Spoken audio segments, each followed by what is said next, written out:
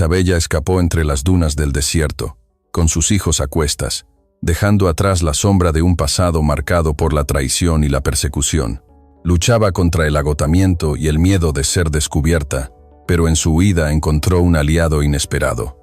Tenoch, un guerrero apache cuyo corazón también cargaba cicatrices. Juntos, enfrentaron un destino incierto, unidos por un amor que floreció en la adversidad. La aguja se movía con una precisión mecánica entre los dedos de Isabella. Un pequeño punto de plata que subía y bajaba a través de la tela amarilla del vestido de Sofía. Era un movimiento automático, uno que no requería pensamiento, y eso era un alivio. El pensamiento era un territorio peligroso en estos días, una tierra baldía llena de recuerdos y miedos que acechaban en cada esquina. Afuera, el sol de Chihuahua se rendía a la tarde, pero el calor del día permanecía atrapado entre las paredes de adobe de su pequeña casa, un calor sofocante que olía a polvo y a pánico contenido. Antes de que sigamos, cuéntanos desde dónde nos estás sintonizando.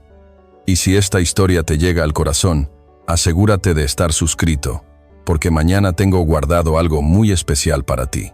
Mientras cosía el último botón, escuchó el murmullo de voces en la calle. No eran las risas de los niños ni el cotilleo de las vecinas.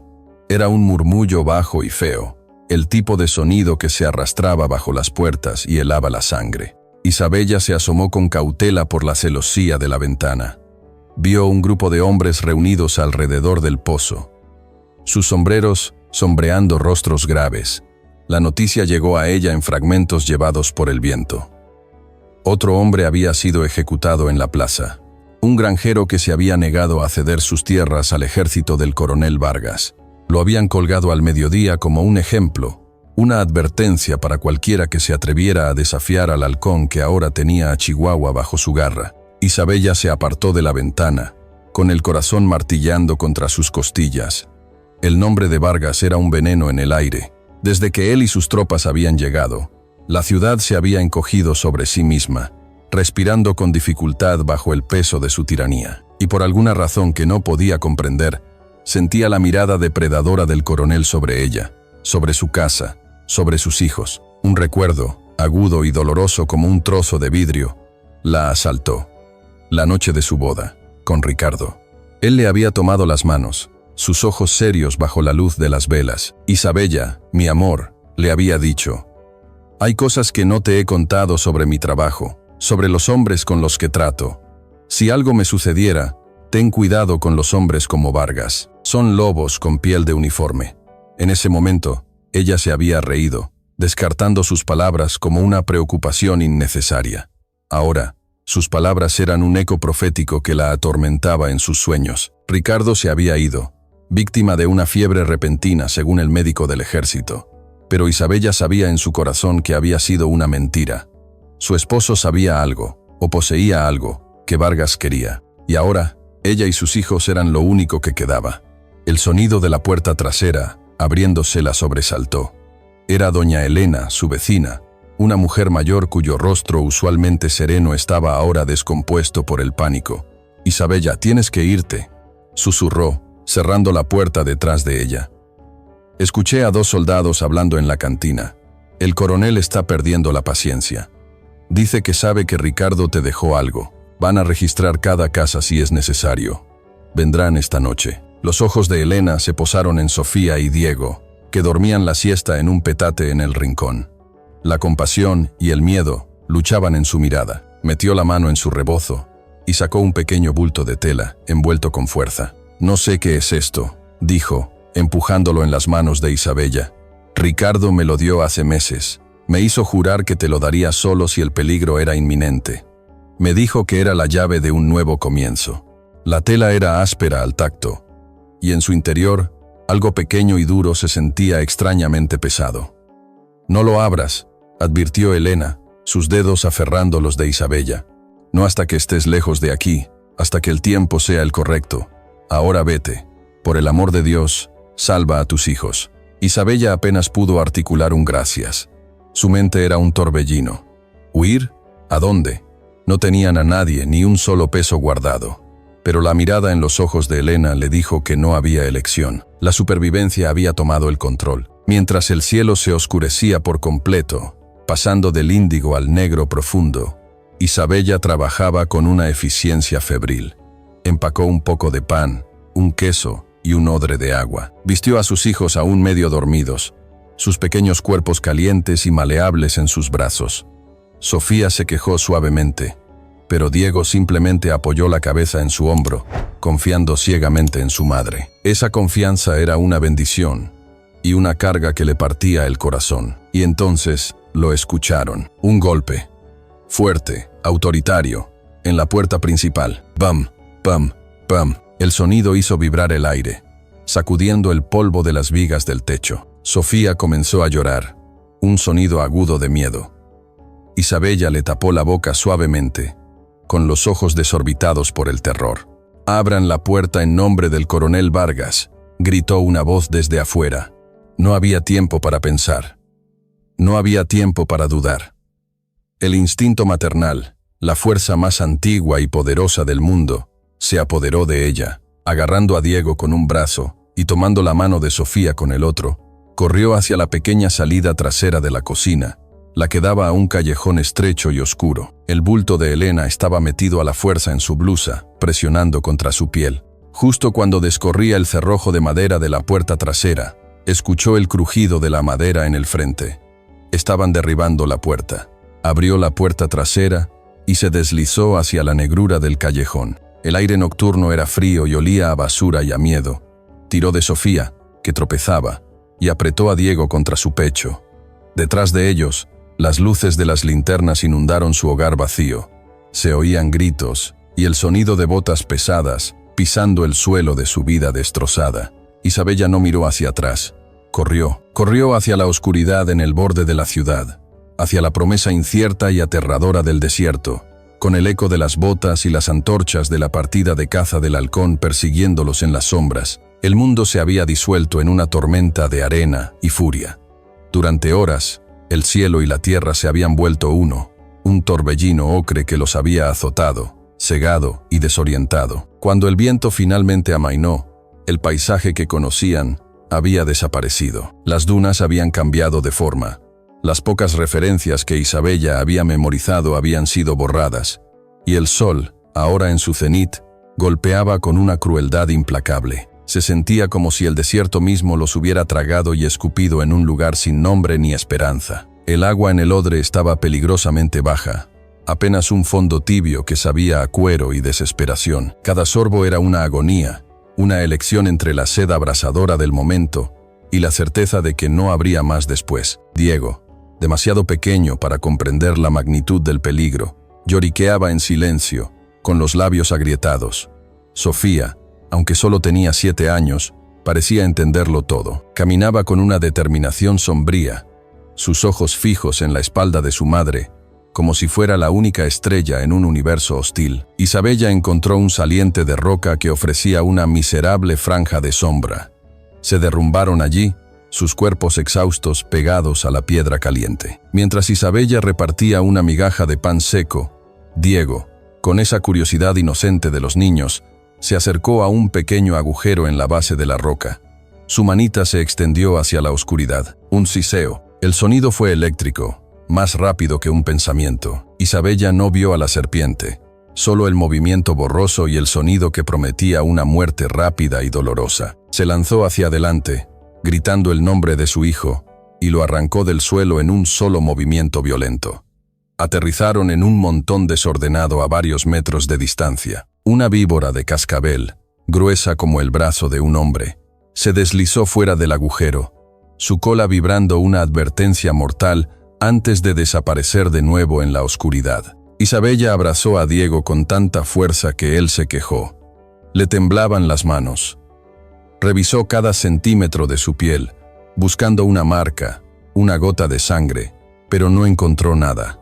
Estaban a salvo, por ahora, pero el encuentro la dejó vacía, con un temblor interno que no podía controlar. El desierto no solo quería matarlos de sed y de sol, tenía dientes, y estaban por todas partes. Fue entonces cuando los vieron, 3 jinetes que aparecieron en el horizonte, recortados contra el cielo vibrante. No eran soldados. Sus ropas eran harapos, y las armas que portaban no tenían el brillo del ejército. sino el óxido del uso constante. Bandidos. El corazón de Isabella se hundió. Consideró correr, pero ¿hacia dónde? En este terreno abierto, eran una presa fácil. Por un momento fugaz, pensó en volver, en rendirse a Vargas. Al menos con él, sus hijos tendrían agua y comida, aunque ella enfrentara un destino terrible. Pero la imagen del rostro de Vargas, cruel y depredador, borró ese pensamiento. No cambiaría una muerte rápida en el desierto por una lenta tortura en sus manos. Los bandidos los rodearon, sus caballos levantando nubes de polvo. El líder, un hombre con una cicatriz que le partía el labio, sonrió, una mueca desagradable. «Vaya, vaya, ¿qué tenemos aquí?», dijo, su voz rasposa como la arena. Un pajarito y sus 2 polluelos, muy lejos de su nido. «¿Estás perdida, bonita?». Isabella se puso de pie, colocando a Sofía y a Diego detrás de ella. No respondió.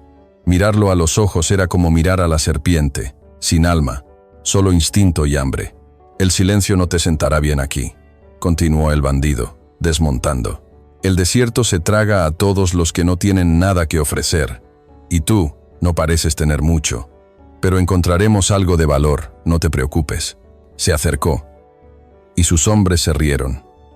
Isabella retrocedió, su mente corriendo a toda velocidad, buscando una salida, una piedra, un milagro. Fue entonces cuando Sofía actuó. De su bolsillo, sacó un pequeño trozo de espejo que había encontrado en las ruinas de una vieja misión días atrás. Era su tesoro. Recordando un juego que jugaba con su padre, lo inclinó, capturando la luz cegadora del sol. Con una puntería infantil y desesperada, dirigió el reflejo directamente a los ojos del líder. Fue un destello brillante, un sol en miniatura. El hombre gritó, llevándose las manos a la cara, momentáneamente cegado y sorprendido. Sus hombres, confundidos, miraron a su líder y luego a la pequeña niña que sostenía el fragmento de luz. Ese segundo de confusión fue todo lo que Isabella necesitó. «Ahora», gritó, agarró a sus hijos y corrió. No hacia el desierto abierto, sino hacia una serie de rocas y barrancos cercanos. Se deslizó, tropezó, se raspó las rodillas y las manos, pero no se detuvo. Detrás de ella, escuchó las maldiciones de los bandidos y el sonido de sus caballos, pero el terreno rocoso los frenaba. Se escondieron en una grieta estrecha, apenas lo suficientemente grande para los 3, con los corazones latiendo al unísono. Esperaron, escuchando, hasta que los sonidos de la persecución se desvanecieron. Cuando Isabella finalmente se atrevió a mirar, vio algo que le heló la sangre de nuevo. En la arena, a lo lejos, pudo distinguir las huellas de los caballos de los bandidos. Pero más cerca, siguiendo su propio rastro de forma paralela, había otro juego de huellas. Un solo caballo. Alguien más los estaba siguiendo, observando desde la distancia, con una paciencia que era mucho más aterradora que la violencia de los bandidos. No estaban solos, y eso, Isabella temía, era lo peor de todo. La conciencia de Isabella se deshilachaba como un trozo de tela vieja. El sol era un martillo blanco que golpeaba su cráneo, y el suelo arenoso se levantaba para recibirla. Diego yacía inerte en sus brazos, su pequeño pecho apenas se movía.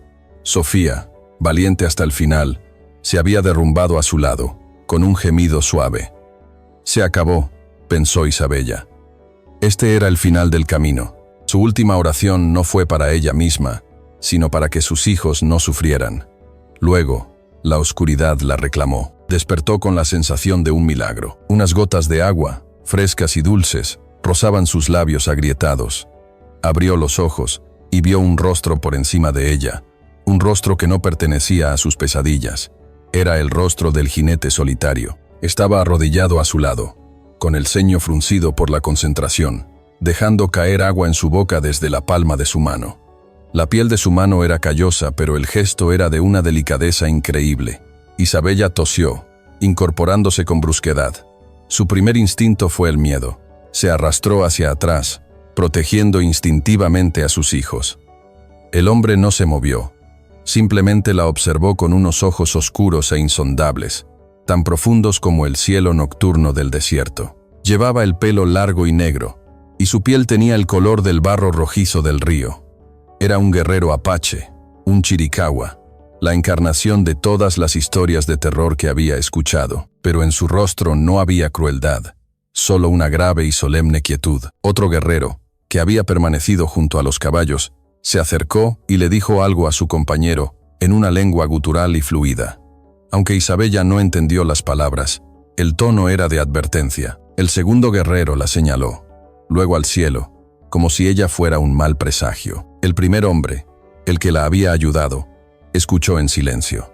Luego, su mirada se posó en Sofía, que se había despertado y lo miraba con unos ojos grandes y asustados, pero sin odio. El guerrero la miró fijamente durante un largo momento, y algo en su expresión se suavizó. Una decisión se tomó en ese silencio. Le respondió a su compañero con una sola palabra, tranquila pero firme, y luego se volvió hacia Isabella. Señaló a sus hijos y luego a su caballo. No hacían falta palabras. La oferta era clara: vida, en lugar de la muerte segura que les esperaba. La duda luchó una breve batalla con la desesperación en el corazón de Isabella, pero al mirar el rostro de su hijo inconsciente, supo que no tenía otra opción. Asintió, con una fuerza que la sorprendió. El guerrero, cuyo nombre aún no conocía, levantó a Diego y lo colocó con cuidado sobre la parte delantera de la silla de montar. Luego ayudó a Isabella a subir, colocando a Sofía detrás de ella. El otro guerrero los observaba con desaprobación, pero no interfirió. El viaje fue un sueño febril. Dejaron atrás el infierno abierto del desierto y entraron en un laberinto de cañones y formaciones rocosas. El aire se volvió más fresco.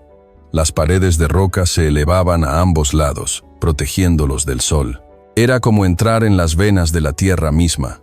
Isabella, agotada, se aferró al cuello del caballo, sintiendo el calor del pequeño cuerpo de Diego delante de ella y los brazos de Sofía rodeando su cintura. Después de lo que pareció una eternidad, el guerrero que los guiaba detuvo su caballo.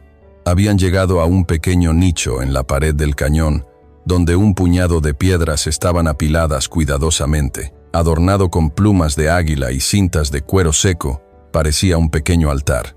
El guerrero desmontó y se quedó de pie ante él, con la cabeza inclinada. Isabella lo observó, confundida. Fue entonces cuando él habló por primera vez en español, su voz baja y con un acento que hacía que las palabras sonaran como si estuvieran talladas en piedra. «Este día marca 5 años», dijo, sin mirarla.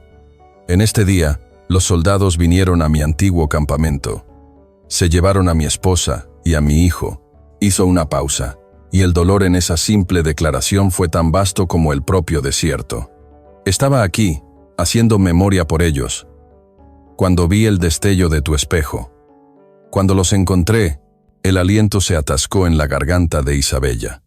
La casualidad era tan improbable, tan profunda, que parecía obra del destino. El hombre que la había salvado lo había hecho en el aniversario de su propia tragedia.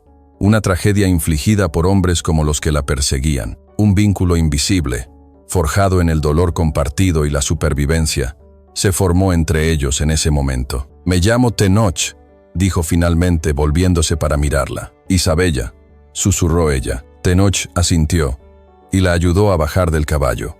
Mientras lo hacía, el bulto de tela que doña Elena le había dado se deslizó de su blusa y cayó suavemente en la arena. Tenoch se inclinó para recogerlo. Al hacerlo, sus dedos rozaron el patrón bordado en el borde de la tela. Se quedó helado. Su mirada se fijó en los símbolos, una serie de formas geométricas que parecían tener un significado oculto. Vio una mezcla de desconcierto y un reconocimiento asombroso en sus ojos. Levantó la vista hacia Isabella, y ahora la miraba de una manera completamente diferente. Ya no era solo una extraña a la que había salvado. Era un misterio, uno que por alguna razón estaba conectado con el pasado olvidado de su propio pueblo. Sin decir una palabra más, le devolvió el bulto, la subió de nuevo al caballo y continuó el camino, adentrándose aún más en el corazón secreto de los cañones. El cañón del espíritu era un milagro tejido en el corazón de la nada. Después de la extensión infinita y hostil del desierto, llegar a la aldea Chiricahua fue como cruzar el umbral hacia un sueño, un mundo perdido en el tiempo. Cascadas finas como velos de novia caían por las paredes de roca rojiza. Su murmullo constante era la música de fondo de la vida en el valle. Alimentaban campos de un verde vibrante, donde el maíz, el frijol y la calabaza crecían con una vitalidad que parecía desafiar la aridez del mundo exterior. Los wickiups, las viviendas cónicas de la tribu hechas de ramas de sauce y cubiertas de pieles, se agrupaban orgánicamente, no en hileras rectas como las casas de Chihuahua, sino en una comunidad que respiraba en armonía con la tierra. El aire olía a tierra húmeda, al humo dulce de la leña de mezquite y a una paz profunda y antigua. Era un santuario, pero para Isabella, un santuario no es un hogar si sus guardianes te consideran una amenaza. Cada par de ojos se sentía como una aguja. Mientras seguían a Tenoch a través de la aldea, el trabajo se detenía. Las mujeres que molían maíz en sus metates levantaban la vista, sus manos deteniéndose en el aire. Los hombres que reparaban herramientas bajaban sus manos, sus rostros impasibles, pero sus miradas penetrantes. Los niños, por supuesto, eran los más descarados, saliendo de detrás de los wickiups para señalar y susurrar. Su curiosidad era una fuerza pura y sin filtro, pero en los rostros de los adultos, Isabella veía algo más complejo, una desconfianza tan profunda y antigua como el propio cañón, una lección aprendida a través de generaciones de traiciones y violencia a manos de gente con su mismo color de piel. Se encogió, tirando de sus hijos para que estuvieran más cerca, sintiéndose como una mancha pálida y discordante en un tapiz sagrado y perfectamente tejido. Tenoch los condujo a un wickiup vacío en el borde de la aldea, ligeramente apartado de los demás. Estaba limpio y era sorprendentemente espacioso por dentro, con pieles de búfalo en el suelo y un olor a salvia y a hogar. «Aquí estarán seguros», dijo Tenoch. Su voz era tranquila, pero las palabras resonaron en la aldea con el peso de un decreto. Al darles refugio públicamente, no solo les había ofrecido hospitalidad, había desafiado una ley no escrita y había trazado una línea en la arena. La respuesta no se hizo esperar. Un guerrero alto, de mandíbula cuadrada y ojos pequeños y brillantes como trozos de obsidiana, se acercó. Era Acán, el mismo que había protestado en el desierto. Su postura era rígida por la indignación. «Has traído la desgracia a nuestro hogar, Tenoch», dijo Acán, su voz un gruñido bajo. No se dirigió a Isabella, actuando como si ella no existiera. «Nuestras leyes son claras. Nuestros antepasados nos advirtieron sobre los NDA. Son una plaga. Traen enfermedad, mentiras y muerte. ¿Has olvidado la historia de la abuela Sauce, que dio refugio a un minero perdido y éste regresó con soldados?» «Recuerdo la historia», respondió Tenoch con calma, aunque una vena latía en su sien. «También recuerdo la ley del viajero sediento. Son una mujer y 2 niños al borde de la muerte. Negarles agua y refugio nos habría convertido en los monstruos que tanto despreciamos». Se interpuso ligeramente entre Acán e Isabella. «Están bajo mi protección. Si tienes un problema con eso, Acán, tu problema es directamente conmigo». Acán lo fulminó con la mirada, sus puños apretándose a los costados. Era una clara demostración de la autoridad de Tenoch, pero la confrontación dejó una corriente de veneno en el aire. La semilla de la disidencia había sido plantada a la vista de todos. Los días que siguieron fueron una delicada y tensa danza de existencia. Isabella, consciente de ser el centro de la controversia, se mantuvo lo más invisible posible, pero sus hijos, especialmente Sofía, no compartían su aprensión.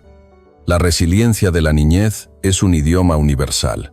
Sofía, con su naturaleza curiosa y sin miedo, comenzó a imitar las palabras en chiricahua que escuchaba, provocando risas contenidas entre los otros niños.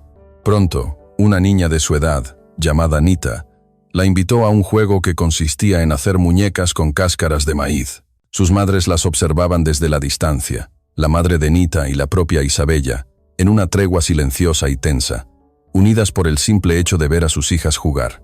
Hubo otros pequeños gestos. Una anciana, sin decir una palabra, se acercó a Isabella mientras ésta luchaba torpemente por moler maíz en un metate, tomó sus manos y le enseñó el ritmo correcto, el movimiento de balanceo de las caderas que hacía el trabajo más fácil. Fue un momento de conexión puramente femenina, sin necesidad de lenguaje. Pero por cada gesto de bondad, había una docena de actos de exclusión. Las mujeres se apartaban cuando ella iba al arroyo, dejando de hablar hasta que se había ido. Los guerreros la miraban con abierta hostilidad, y la mirada más fría de todas pertenecía a Xochitl, la matriarca de la tribu y madre de Tenoch. La ignoraba con una finalidad tan absoluta que era más dolorosa que cualquier insulto. Para Xochitl, Isabella simplemente no existía. Una noche, el sonido rítmico de un tambor llamó a toda la tribu a la gran hoguera central. Era una ceremonia de gratitud por la reciente cosecha. El aire se llenó de cantos y del penetrante olor a salvia quemada. Isabella observaba desde las sombras de su vivienda, sintiendo una punzada de soledad tan profunda que le dolió físicamente. Anhelaba pertenecer, ser parte de ese círculo de luz y comunidad. Tenoch apareció a su lado como una sombra. «Ven», dijo en voz baja. «Es el momento». El corazón de Isabella comenzó a latir con una mezcla de esperanza y terror. Quizás este era el momento de la aceptación. Lo siguió hacia el fuego, sintiendo todas las miradas sobre ella. La condujo al círculo interior, donde se sentaban los ancianos y Xochitl, que presidía como una reina de un tiempo olvidado.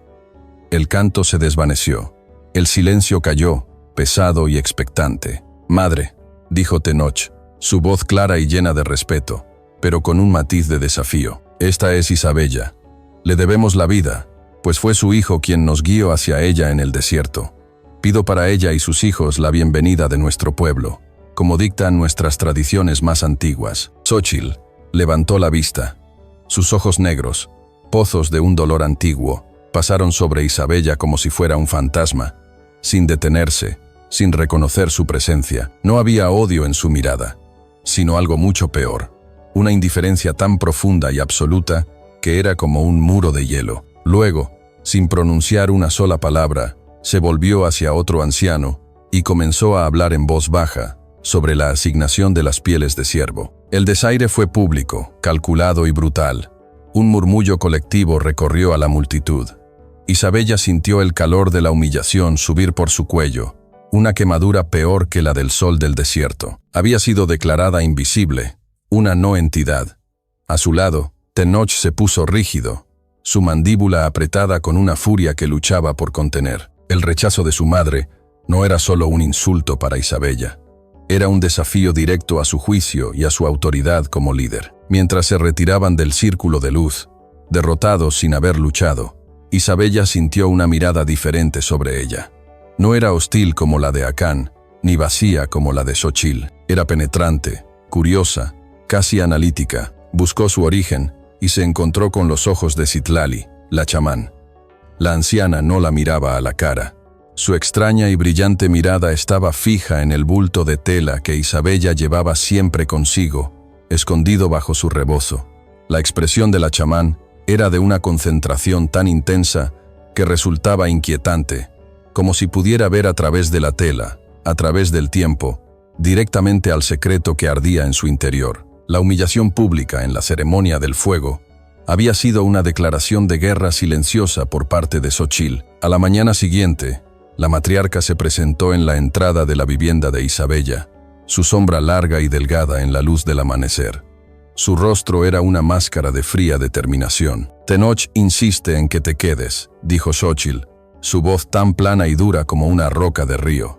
«Dice que eres su responsabilidad. En esta tribu, la responsabilidad se gana con sudor y espíritu, no se regala por compasión». Hizo una pausa, sus ojos negros evaluando a Isabella de la cabeza a los pies, y no encontró más que debilidad. «Veremos si la compasión de mi hijo se basa en la fuerza o en la necedad. No serás una invitada ociosa, nada. Si quieres comer nuestro pan y beber nuestra agua, trabajarás como una mujer chiricahua. Demostrarás que tu espíritu no es tan frágil como tu piel, o fracasarás, y entonces ni siquiera mi hijo podrá discutir la voluntad de los espíritus». No era una oferta, era un ultimátum. Xochitl no le estaba dando una oportunidad para triunfar, le estaba presentando una serie de escenarios diseñados para su fracaso público. La primera prueba llegó esa misma tarde. Xochitl la condujo al corral principal, donde los guerreros entrenaban a sus monturas. Le señaló un semental de guerra, un animal magnífico de pelaje oscuro, con músculos poderosos que se movían bajo su piel y unos ojos inteligentes y llenos de fuego. Tenía las cicatrices de batallas pasadas en sus flancos, un testamento de su experiencia y su temperamento. «Lo prepararás para la patrulla del atardecer», Necesita estar listo antes de que la sombra de la montaña toque el tótem del águila, ordenó Xochitl, antes de darle la espalda y marcharse, dejando a Isabella sola con la imponente bestia. Un grupo de jóvenes guerreros, liderados por un sonriente Acán, se apoyó en la valla del corral, listos para disfrutar del espectáculo de su humillación. Isabella sintió una oleada de miedo. Este caballo no era como el indómito Corazón Negro. Este estaba entrenado para la batalla, para responder a la mano dura y a la voluntad de un guerrero.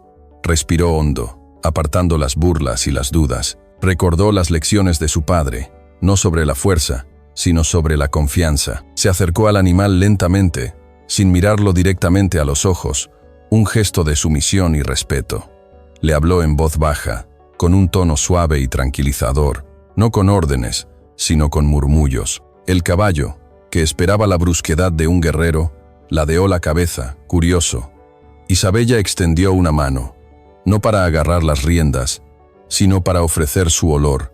El caballo resopló, pero finalmente rozó su hocico contra su palma. Con una paciencia infinita, Isabella continuó hablándole mientras le colocaba la manta y la pesada silla de montar. Se movía con una deliberada suavidad que el animal pareció entender. Cuando terminó, incluso se atrevió a trenzar una pequeña pluma en su crin, un gesto de respeto que no pasó desapercibido. Los jóvenes guerreros ya no se reían. Se miraban entre ellos, confundidos. Uno de ellos asintió levemente, un gesto de admiración a regañadientes. La segunda prueba fue más brutal. 2 días después, los cazadores regresaron con 2 ciervos. Arrastraron los cuerpos a la zona de procesamiento, un área de tierra apisonada que olía intensamente a sangre y humo. La carne no se seca sola. Fue todo lo que Xochitl dijo, entregándole a Isabella un cuchillo de pedernal. El trabajo era agotador, primitivo y visceral.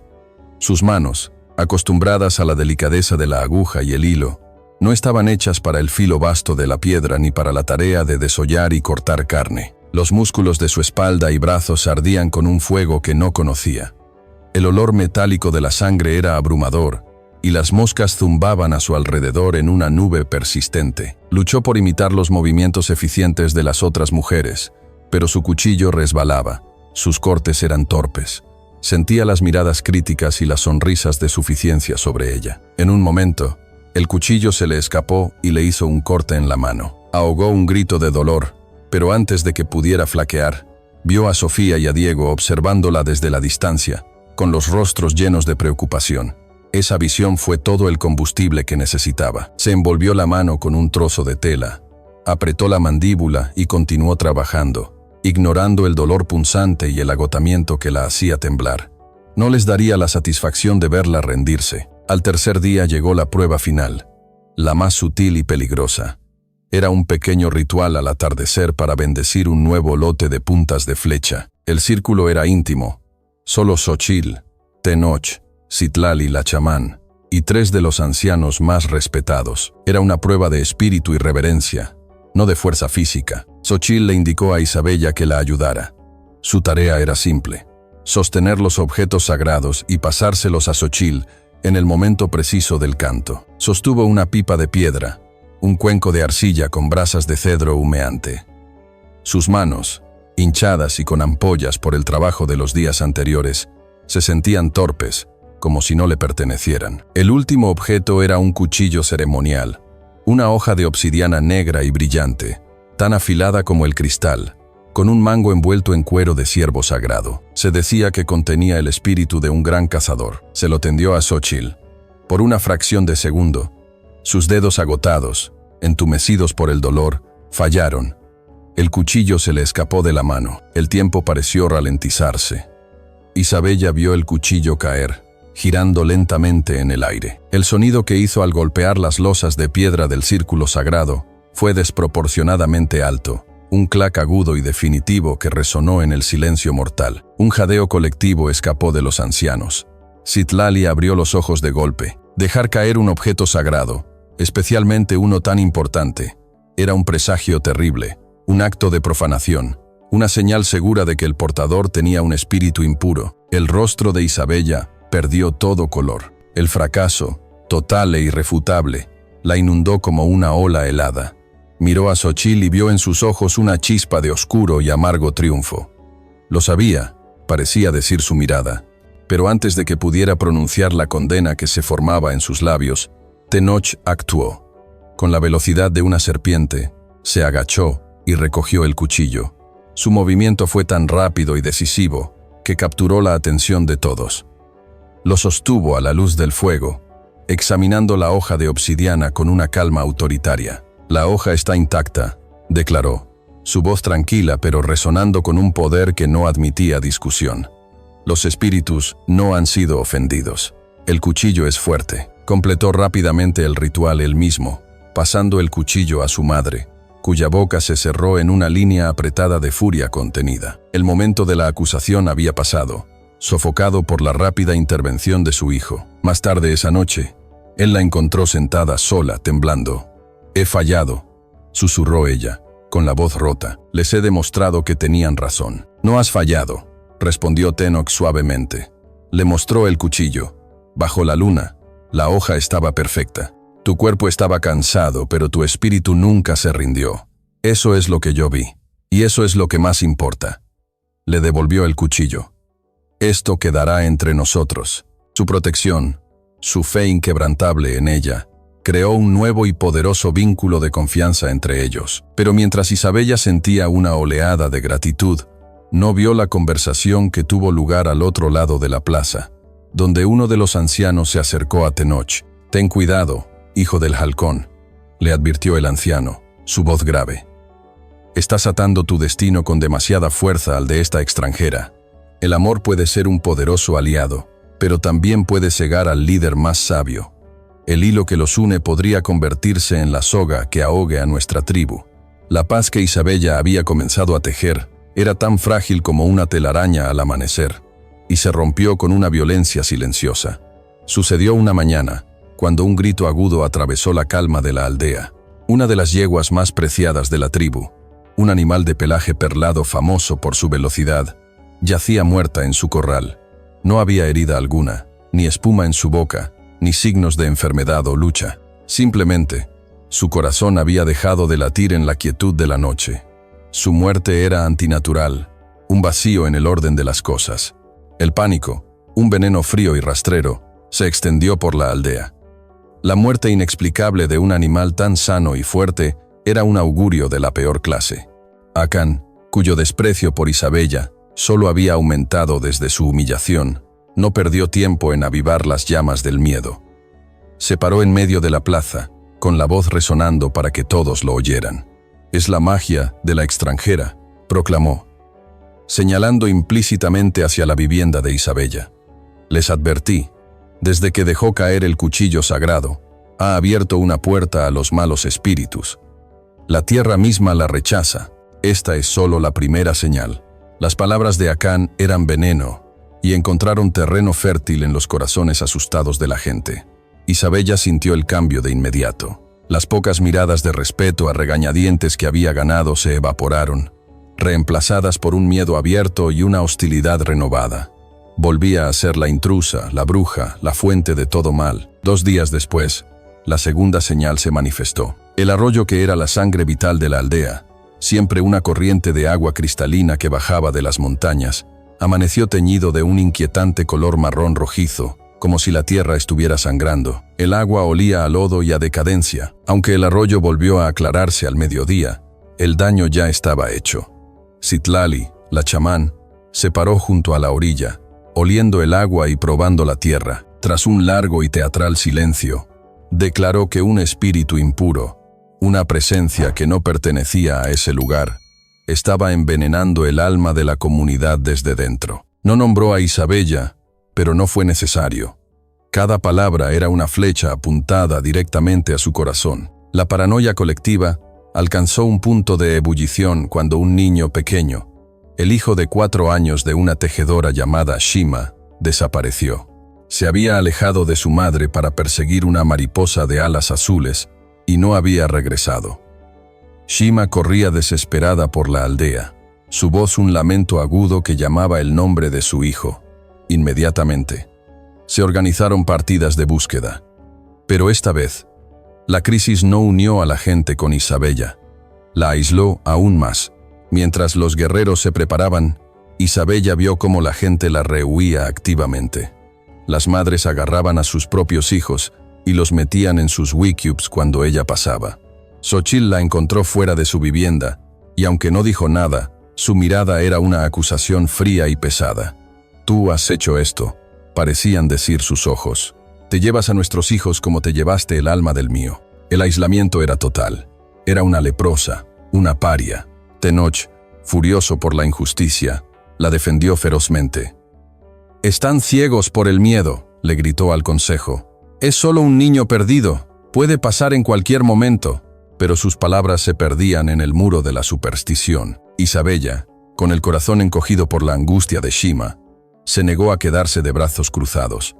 No podía soportar la idea de que un niño estuviera solo y asustado. A pesar de las miradas de odio, insistió en unirse a la búsqueda. Mientras Tenoch y sus guerreros se adentraban en los cañones más lejanos, ella se concentró en los alrededores de la aldea, pensando no como una guerrera, sino como una madre. Recordaba los juegos de sus propios hijos, su amor por los escondites pequeños y los lugares secretos. Fue su instinto lo que la guió. Lejos de los caminos principales, en un área de rocas escarpadas que los guerreros habían considerado improbable, escuchó un sollozo, tan débil que casi se lo lleva el viento. Siguió el sonido hasta una estrecha fisura entre dos grandes rocas. El niño, Tika, se había deslizado, persiguiendo a un lagarto, y se había quedado atascado. Estaba asustado y se había raspado la rodilla, pero estaba a salvo. Con palabras suaves y tranquilizadoras, Isabella logró calmarlo y ayudarlo a salir. Cuando regresó a la aldea con el niño dormido en sus brazos y se lo entregó a su madre llorosa, un silencio incómodo y complejo cayó sobre la multitud. Shima la abrazó. Sus lágrimas de gratitud eran la única verdad en un mar de confusión. Hubo alivio en muchos rostros, pero en los de Akan y sus seguidores, solo había una sospecha más profunda. «La loba devuelve al cordero», murmuró Akan a los que estaban cerca, solo para ganar la confianza del rebaño antes de atacar de nuevo. Esa noche, mientras la aldea celebraba con un alivio contenido el regreso de Tika, la amenaza real finalmente reveló su rostro. Un explorador, uno de los que Tenoch había apostado en los perímetros del valle tras la captura de Héctor, llegó al galope. Su rostro estaba sombrío. «He encontrado huellas», anunció, dirigiéndose directamente a Tenoch y a los ancianos reunidos. Un círculo completo alrededor de la entrada norte del cañón. Un solo caballo, pero lleva herraduras de hierro. Un escalofrío recorrió el consejo. Las herraduras, la marca inconfundible del hombre blanco. La amenaza no era una maldición invisible nacida de la presencia de Isabella. Era un hombre de carne y hueso, un espía que había estado observándolos, acechando su santuario. El miedo que se había dirigido hacia adentro, envenenando a la comunidad, ahora se redirigía violentamente hacia el exterior, hacia un enemigo conocido. Muy por encima de ellos, oculto en una cresta que ofrecía una vista perfecta de la entrada secreta del cañón, un hombre bajó su catalejo. Su nombre era Héctor. Había seguido el rastro de la mujer y los niños con una paciencia metódica, confirmando su ubicación. Una expresión de conflicto y sombría determinación se dibujó en su rostro. Los había encontrado, y si él los había encontrado, significaba que el coronel Vargas no tardaría en llegar. La verdadera tormenta estaba a punto de desatarse. Preparar y contar esta historia nos tomó mucho tiempo. Así que, si te está gustando, suscríbete a nuestro canal. Significa mucho para nosotros. Ahora, seguimos con la historia. La revelación de las huellas cerradas transformó el miedo supersticioso de la aldea en una tensión acerada y enfocada. El enemigo ya no era un fantasma nacido de la mala suerte, sino un hombre de carne y hueso que había violado su santuario. Al amanecer, Tenoch lideró una partida de 5 de sus mejores guerreros, incluido un reacio pero hábil Akan. Se movían por los cañones no como hombres, sino como extensiones del propio paisaje, sus cuerpos ágiles y silenciosos. Tenoch leía el rastro con una pericia que parecía sobrenatural, notando una rama quebrada aquí, una piedra desplazada allá, signos invisibles para cualquier otro ojo. Seguían el rastro no solo con la vista, sino con un instinto perfeccionado por generaciones de cazadores. Encontraron a Héctor al mediodía, cuando el sol estaba en su punto más alto y las sombras eran cortas y traicioneras. El espía había sido cuidadoso, eligiendo un terreno rocoso para ocultar sus huellas, pero no contaba con la habilidad de los Chiricahua en su propio territorio. Lo arrinconaron en un cañón sin salida, un callejón sin escapatoria. Héctor, al verse descubierto, reaccionó como un soldado entrenado. Desenvainó su pistola y buscó una posición defensiva, pero antes de que pudiera apuntar, se encontró rodeado. Una flecha de Tenoch le atravesó la mano que sostenía el arma, haciéndola caer a la arena con un ruido sordo. En segundos, los guerreros descendieron sobre él desde las rocas, una oleada de cuerpos ágiles y silenciosos. La lucha fue breve, eficiente y brutal. Lo ataron y lo llevaron de vuelta a la aldea como un trofeo sombrío. Lo arrojaron en el centro de la plaza, atado a un poste, el sol golpeando su rostro sudoroso. El consejo de ancianos, con Xóchitl y Citlali presidiendo, se reunió en un semicírculo. Mandaron llamar a Isabella. Ella se acercó, con el corazón martilleando, sintiendo el peso de todas las miradas. «Este hombre te seguía», dijo Tenoch. Su voz era dura como el acero. Se dirigió a Héctor. «Habla ahora o deja que los cuervos hablen por ti, cuando el sol te haya secado. ¿Quién eres y por qué profanas nuestra tierra sagrada?» Héctor escupió en el polvo, una muestra de desafío. «No tengo nada que decirles, salvajes. Soy un soldado del ejército federal. Los soldados no se arrastran por las montañas como coyotes», replicó Tenoch. Sus ojos se entrecerraron, notando un detalle. A pesar de su desafío, los ojos de Héctor se desviaban constantemente, casi de forma imperceptible, hacia un punto. El pequeño bulto de tela que Isabella apretaba con nerviosismo contra su pecho. Con una intuición aguda, Tenoch se acercó a Isabella y, con delicadeza, pero con una firmeza que no admitía discusión, tomó el bulto de sus manos. «¿Qué hay aquí que tanto le interesa a un perro de Vargas?», preguntó, mientras sus ágiles dedos deshacían el nudo. Desenrolló la tela. Sobre la superficie áspera yacía un trozo de piel de ciervo curada, cubierto de símbolos y líneas que parecían latir con una energía antigua. El mapa, al verlo, la fachada de Héctor se derrumbó. Una risa amarga, rota y llena de una ironía trágica, escapó de sus labios. Tantos años, tanta sangre, todo por un trozo de piel vieja, se burló, sacudiendo la cabeza. El coronel tenía razón. El muy estúpido y codicioso de Ricardo tuvo que ir a dárselo a su mujer. El mundo de Isabella se inclinó sobre su eje. Su nombre, el nombre de su esposo, en la boca de este hombre. «Ricardo, mi esposo», susurró, su voz un hilo de incredulidad. Héctor la miró, y la dureza en sus ojos se suavizó con un atisbo de algo parecido a la lástima. «Pobre mujer, realmente no sabías nada, ¿verdad?», respiró hondo, como si una presa se hubiera roto en su interior. «Vargas no te quería a ti, quería eso», señaló el mapa con la barbilla. El mapa del tesoro del sol. Una vieja leyenda chiricahua sobre un tesoro escondido que ha obsesionado al coronel desde que era un joven teniente. Tu esposo, el respetable comerciante Ricardo, era su socio. Se suponía que debían buscarlo juntos, compartir las ganancias. Pero Ricardo era más listo, o más codicioso. Encontró esta mitad primero y traicionó a Vargas, planeando quedarse con todo para él. Fue un grave error. A Vargas no le gustan los traidores. A nadie le gustan. Cada palabra era un golpe físico, demoliendo los cimientos de la vida de Isabella. El hombre que había amado, el hombre por cuyo recuerdo había llorado, no era la víctima que ella creía. Era un cómplice, un socio de un monstruo. La fiebre, que se lo había llevado, las misteriosas ausencias, las advertencias veladas, todo encajó de repente en un patrón horrible y feo. Su dolor, su duelo, todo se basaba en una mentira podrida. Y el peligro mortal en el que se encontraban sus hijos no era un accidente del destino, era una deuda, una herencia directa de la codicia de su padre. Vargas mató a tu marido para conseguir su mitad del mapa, continuó Héctor. Su voz ahora cansada, el tono de un hombre que ha perdido todas sus apuestas. Miró el trozo de piel en la mano de Tenoch, y lo consiguió. Después de torturar a uno de los hombres de Ricardo, Encontró la otra mitad. La tiene él. La revelación final cayó sobre el consejo como una roca.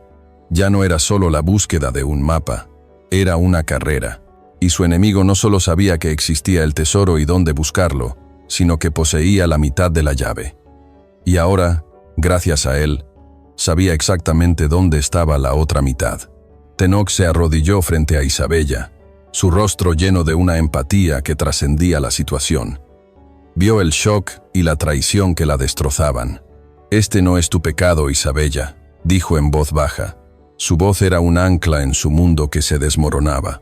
«Es una deuda de sangre que ahora nos pertenece a todos nosotros». Pero mientras Tenoch ofrecía consuelo, otros veían la situación con una lógica más fría y calculadora. En el borde del círculo, de pie en las sombras, Xochitl y Citlali intercambiaron una mirada larga y significativa. Se apartaron un paso del grupo, sus cabezas juntas, susurrando. La extranjera ya no era solo una carga o un mal presagio. Era el epicentro de una tormenta de fuego que se dirigía directamente hacia ellos. La guardiana involuntaria de un secreto que podía llevar a la salvación o a la aniquilación de la tribu. Y en los ojos oscuros de las dos mujeres, una nueva y peligrosa estrategia, una que no dependía de la compasión de Tenoch, comenzó a tomar forma. La revelación sobre el mapa no trajo unidad, sino que fracturó a la tribu. Para Tenoch, el mapa era un legado que debía proteger.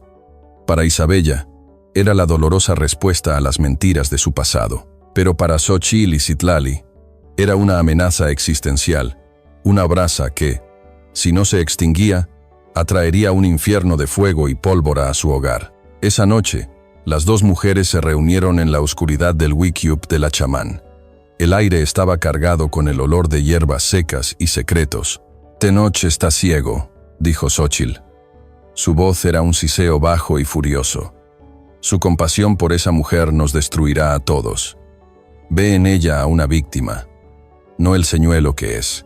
«Los espíritus me han estado hablando», respondió Citlali, sus ojos brillando en la penumbra. «El mapa es una herida abierta. Mientras esté aquí, sangrará, y el olor atraerá a los lobos.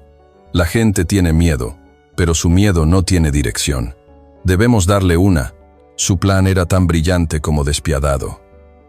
No atacarían a Isabella directamente, pues la protección de Tenoch era demasiado fuerte. En su lugar, usarían un arma contra la que ni el guerrero más valiente podía luchar, la fe de su propio pueblo. Le darían al miedo colectivo un rostro y una voz divina. Al día siguiente, el gran tambor ceremonial sonó en la aldea. Su ritmo era lento, solemne y ominoso. Llamaba a todos, sin excepción, a la hoguera central. Había una urgencia en el aire que hizo que Isabella sintiera un nudo de hielo en el estómago. Tenoch la tomó de la mano. «Pase lo que pase, quédate a mi lado», le susurró. Cuando llegaron, la tribu entera ya estaba reunida. El silencio era pesado, expectante. Citlali estaba de pie junto al fuego apagado, con el rostro pintado con símbolos de visión y advertencia. Xochitl estaba a su lado, como una estatua de la justicia ancestral. Citlali levantó sus manos huesudas hacia el cielo y comenzó a cantar. Era una canción antigua, una invocación a los espíritus de la montaña y el viento. Arrojó un puñado de polvo de color gris en la hoguera, y las llamas brotaron instantáneamente, no de un color naranja o amarillo normal, sino de un espeluznante y antinatural color verde. Un grito ahogado recorrió a la multitud. El fuego verde era un presagio de la más alta potencia, una señal de que los espíritus estaban presentes y perturbados. La chamán entró en un trance violento, su cuerpo temblando. Su voz se elevó. Ya no era la de una anciana, sino un instrumento resonante de poder arcano. «Los espíritus me muestran una visión», gritó. «Veo una sombra que se arrastra hacia nuestro hogar, una sombra guiada por una mujer con la piel pálida como la luna». Fijó sus ojos desorbitados directamente en Isabella. «Ella no pertenece aquí. Lleva consigo un papel de fuego, un mapa de codicia que atraerá a los hombres de metal a nuestros cañones sagrados. Veo humo donde ahora hay hogares. Veo sangre en nuestro arroyo. Ella es la chispa que encenderá nuestra destrucción». La profecía cayó sobre la tribu como un rayo. El miedo latente se cristalizó en un terror puro y absoluto. Ya no eran susurros o sospechas. Era la palabra de los dioses. Las miradas que se volvieron hacia Isabella ya no eran simplemente hostiles. Estaban llenas de un pavor religioso. «Esto es una locura», gritó Tenoch, dando un paso al frente. «Es solo una mujer asustada. Discutes con los espíritus, hijo mío», replicó Xochitl, su voz cortante. «La chamán solo habla lo que ellos le muestran. El peligro es real». El poder de Tenoch, su fuerza y su estatus se desvanecieron ante la autoridad divina de la profecía. Argumentar en contra era una blasfemia. El efecto fue inmediato y devastador. Una mujer, cuya hija había estado jugando con Sofía esa misma mañana, corrió y arrebató a su niña, arrastrándola lejos como si Sofía estuviera enferma de peste. Otros padres hicieron lo mismo. Los niños, confundidos y asustados por la reacción de sus padres, miraban a Sofía y a Diego con recelo antes de darles la espalda. En cuestión de minutos, se erigió un muro invisible pero impenetrable alrededor de Isabella y sus hijos. Se convirtieron en parias, en tabú. Ninguna mujer se encontró con su mirada. Los guerreros que antes la respetaban ahora, la miraban con una mezcla de miedo y odio. Isabella se quedó allí, en el centro de ese ciclón de miedo, sosteniendo las manos de sus hijos. Diego se escondió detrás de sus faldas, pero Sofía miraba a su alrededor, con los ojos llenos de una pregunta dolorosa que su madre no podía responder. ¿Por qué? ¿Por qué nuestros amigos ya no nos quieren? La protección de Tenoch podía salvarla de un cuchillo o una flecha, pero era inútil contra el veneno del miedo santificado. En ese momento, rodeada por la misma gente que la había salvado, Isabella nunca se había sentido más sola, más indefensa, más condenada. Gracias por haber visto hasta aquí. Si estás ocupado o tienes que salir ahora, dale like a este video para que puedas encontrarlo fácilmente más tarde. Ahora sí, volvamos a la historia. Los días que siguieron a la profecía fueron un infierno silencioso. El ostracismo era un veneno que se filtraba en cada momento de la existencia de Isabella. Ya no eran solo las miradas de odio, era el vacío. Las mujeres cambiaban de camino para no cruzarse con ella. Los niños que antes jugaban con Sofía, ahora huían como si fuera un fantasma. La soledad era una jaula, y cada día sus barrotes se sentían más estrechos. Si no fuera por Tenoch, Isabella estaba segura de que su espíritu se habría roto. Él desafiaba el tabú con una tranquila y férrea determinación. Cada mañana le dejaba comida y agua fresca en la puerta. Por las noches, se sentaba con ella fuera de su vivienda, no siempre hablando, a veces simplemente compartiendo el silencio.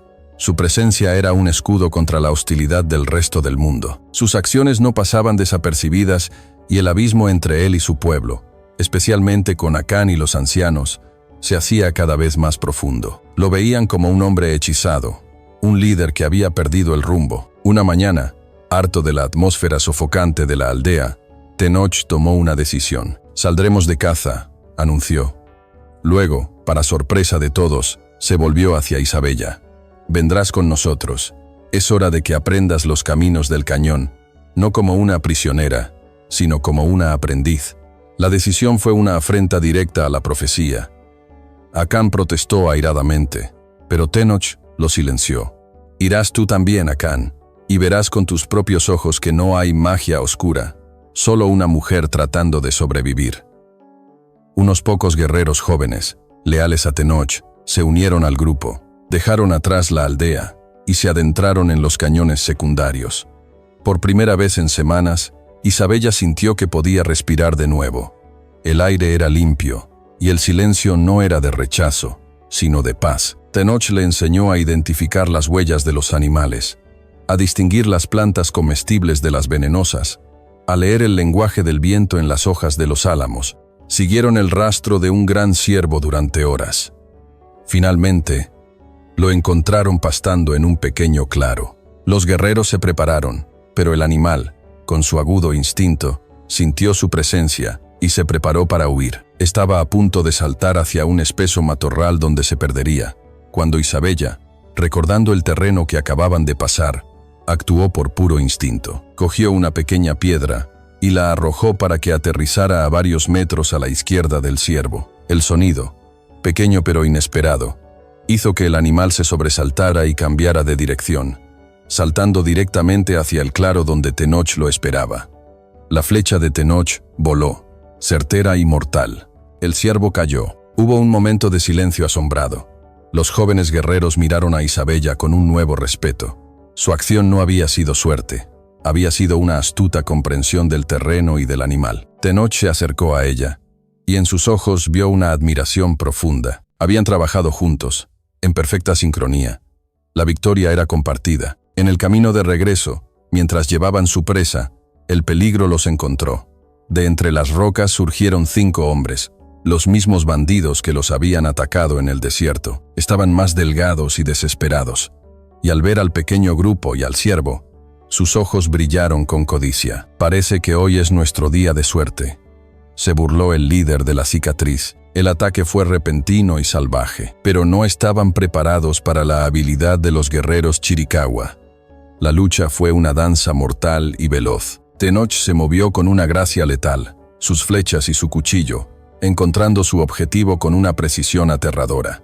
En medio del caos, su prioridad era clara. Se interpuso repetidamente entre los atacantes e Isabella, protegiéndola a ella y a Diego con su propio cuerpo. En menos de un minuto, 2 de los bandidos yacían muertos, y los otros 3 huyeron, aterrorizados, hacia el desierto.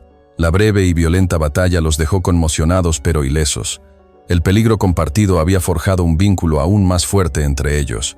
Decidieron acampar esa noche en lugar de viajar en la oscuridad. Alrededor del calor y la luz de la fogata, bajo un manto de estrellas tan brillantes que parecían al alcance de la mano, las barreras finalmente cayeron. El joven guerrero que antes miraba a Isabella con recelo, ahora le ofreció un trozo de carne asada con una tímida sonrisa. Más tarde, cuando los demás dormían, Tenoch e Isabella se quedaron despiertos, hablando en susurros.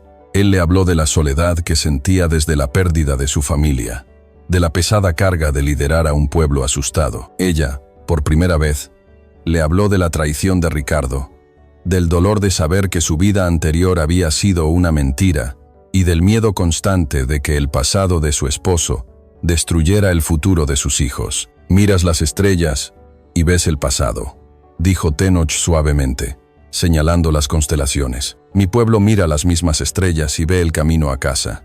Quizás no son tan diferentes.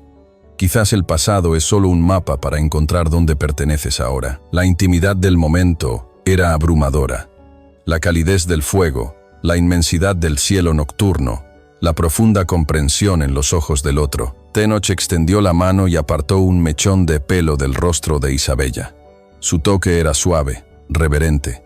Se inclinó y la besó. No fue un beso de pasión arrebatada, sino de un profundo y anhelante reconocimiento. Fue un beso que decía: «Te veo.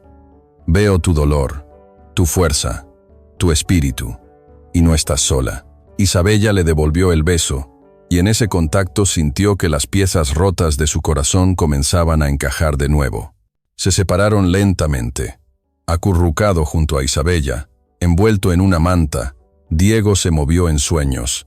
Con los ojos todavía cerrados, murmuró una sola palabra, una palabra que ninguno de los dos esperaba, una palabra que golpeó sus corazones con la fuerza de una revelación. «Papá», dijo, con una voz somnolienta e inocente. En la oscuridad, más allá del círculo de luz del fuego, Akan observaba. Había visto el beso. Había escuchado la palabra del niño. Su rostro, iluminado fugazmente por una brasa, era una máscara de odio y celos triunfantes. Ahora tenía la prueba que necesitaba. La extranjera no solo había traído mala suerte, había embrujado al más grande de sus guerreros, robándole el corazón y el alma. Y él se aseguraría de que toda la tribu lo supiera. El regreso a la aldea fue como pasar del aire fresco de la montaña al aire viciado de una tumba. La camaradería y el respeto ganados en la cacería se disolvieron en cuanto pusieron un pie en la plaza. Akan, con el rostro encendido por una furia justa, no perdió un segundo. Se dirigió directamente al wickiup de los ancianos, donde Xochitl lo esperaba. Isabella observó desde la distancia, con un nudo de pavor en el estómago. Sabía, con una certeza absoluta, lo que estaba sucediendo. Akan no estaría contando la historia de su colaboración para abatir al ciervo, ni de la valentía de Tenoch contra los bandidos. Estaría torciendo la verdad, convirtiendo el beso que había sido su salvación en el arma para su destrucción. Dentro de la vivienda, la voz de Akan era un trueno de indignación. «Lo vi con mis propios ojos», declaró ante el consejo. «La extranjera lo ha embrujado. Le ha dado a beber una poción de amor que le ha nublado el juicio. Los vi, se besaron como amantes, sin pudor, bajo las estrellas sagradas. Incluso ha enseñado a su hijo a llamarlo Padre. Está tejiendo una red a su alrededor, y a través de él nos controlará a todos. La profecía de Citlali se está cumpliendo». Sus palabras cayeron en un terreno fértil de miedo y prejuicio. Para Xochitl y los ancianos, no era más que la confirmación de sus peores temores. La influencia de la extranjera ya no era una amenaza pasiva, era una infección activa que corrompía a su más grande guerrero. La decisión fue unánime y rápida. Debían actuar, y debían hacerlo ahora, mientras Tenoch aún estaba cegado por el supuesto hechizo. El plan se puso en marcha con una eficacia letal. Unas horas más tarde, un joven explorador, leal a Akan, entró al galope en la aldea, con el rostro cubierto de polvo y pánico fingido. «Las serpientes negras», gritó, dirigiéndose a Tenoch. «Están atacando el campamento de Casa del Sur. Necesitamos ayuda». Las serpientes negras eran una tribu rival, conocida por su ferocidad. La noticia creó una oleada de pánico real. Tenoch, como líder guerrero, no tuvo más remedio que responder. Su deber era proteger a su pueblo. Miró a Isabella, y en sus ojos ella vio el tormento de su dilema. Sabía que era una trampa. Podía sentirlo. «Es una mentira, Tenoch», le susurró, agarrando su brazo. «Lo hacen para alejarte de mí». «Lo sé», respondió él en voz baja, su mandíbula apretada. «Pero no puedo arriesgarme a que sea verdad.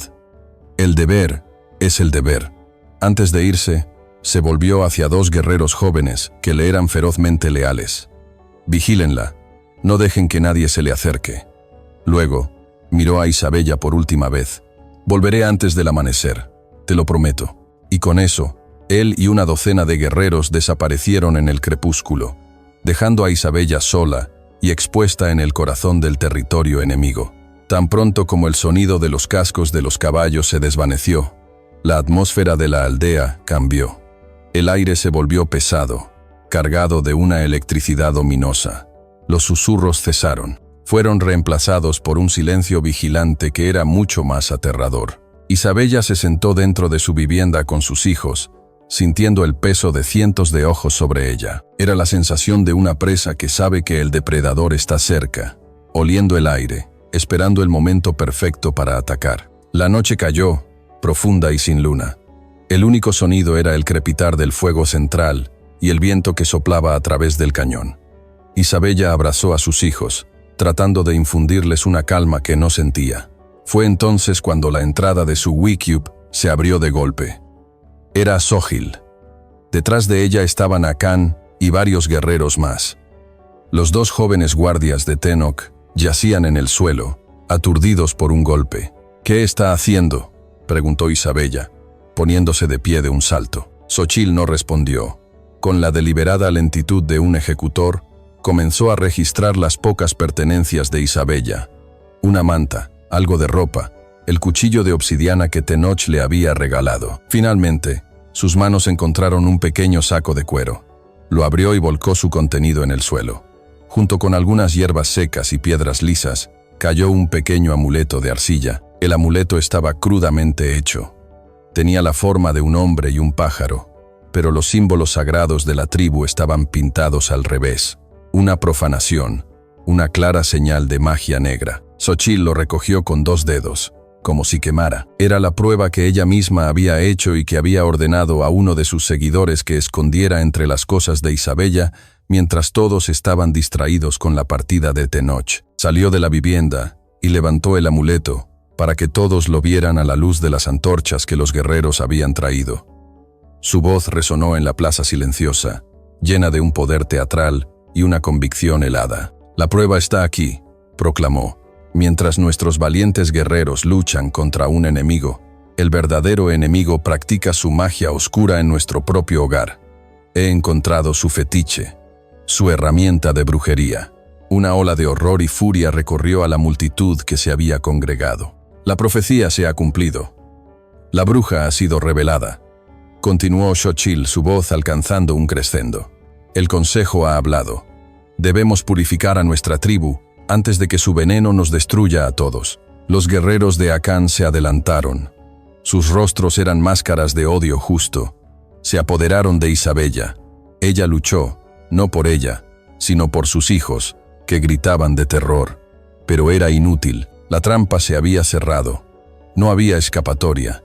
Fue arrastrada hacia el centro de la plaza, el lugar de los juicios, el lugar de las ejecuciones. El aire nocturno, que debería haber sido un bálsamo fresco, estaba espeso y viciado por el odio de la multitud. Manos rudas agarraron a Isabella, arrancándola de sus hijos.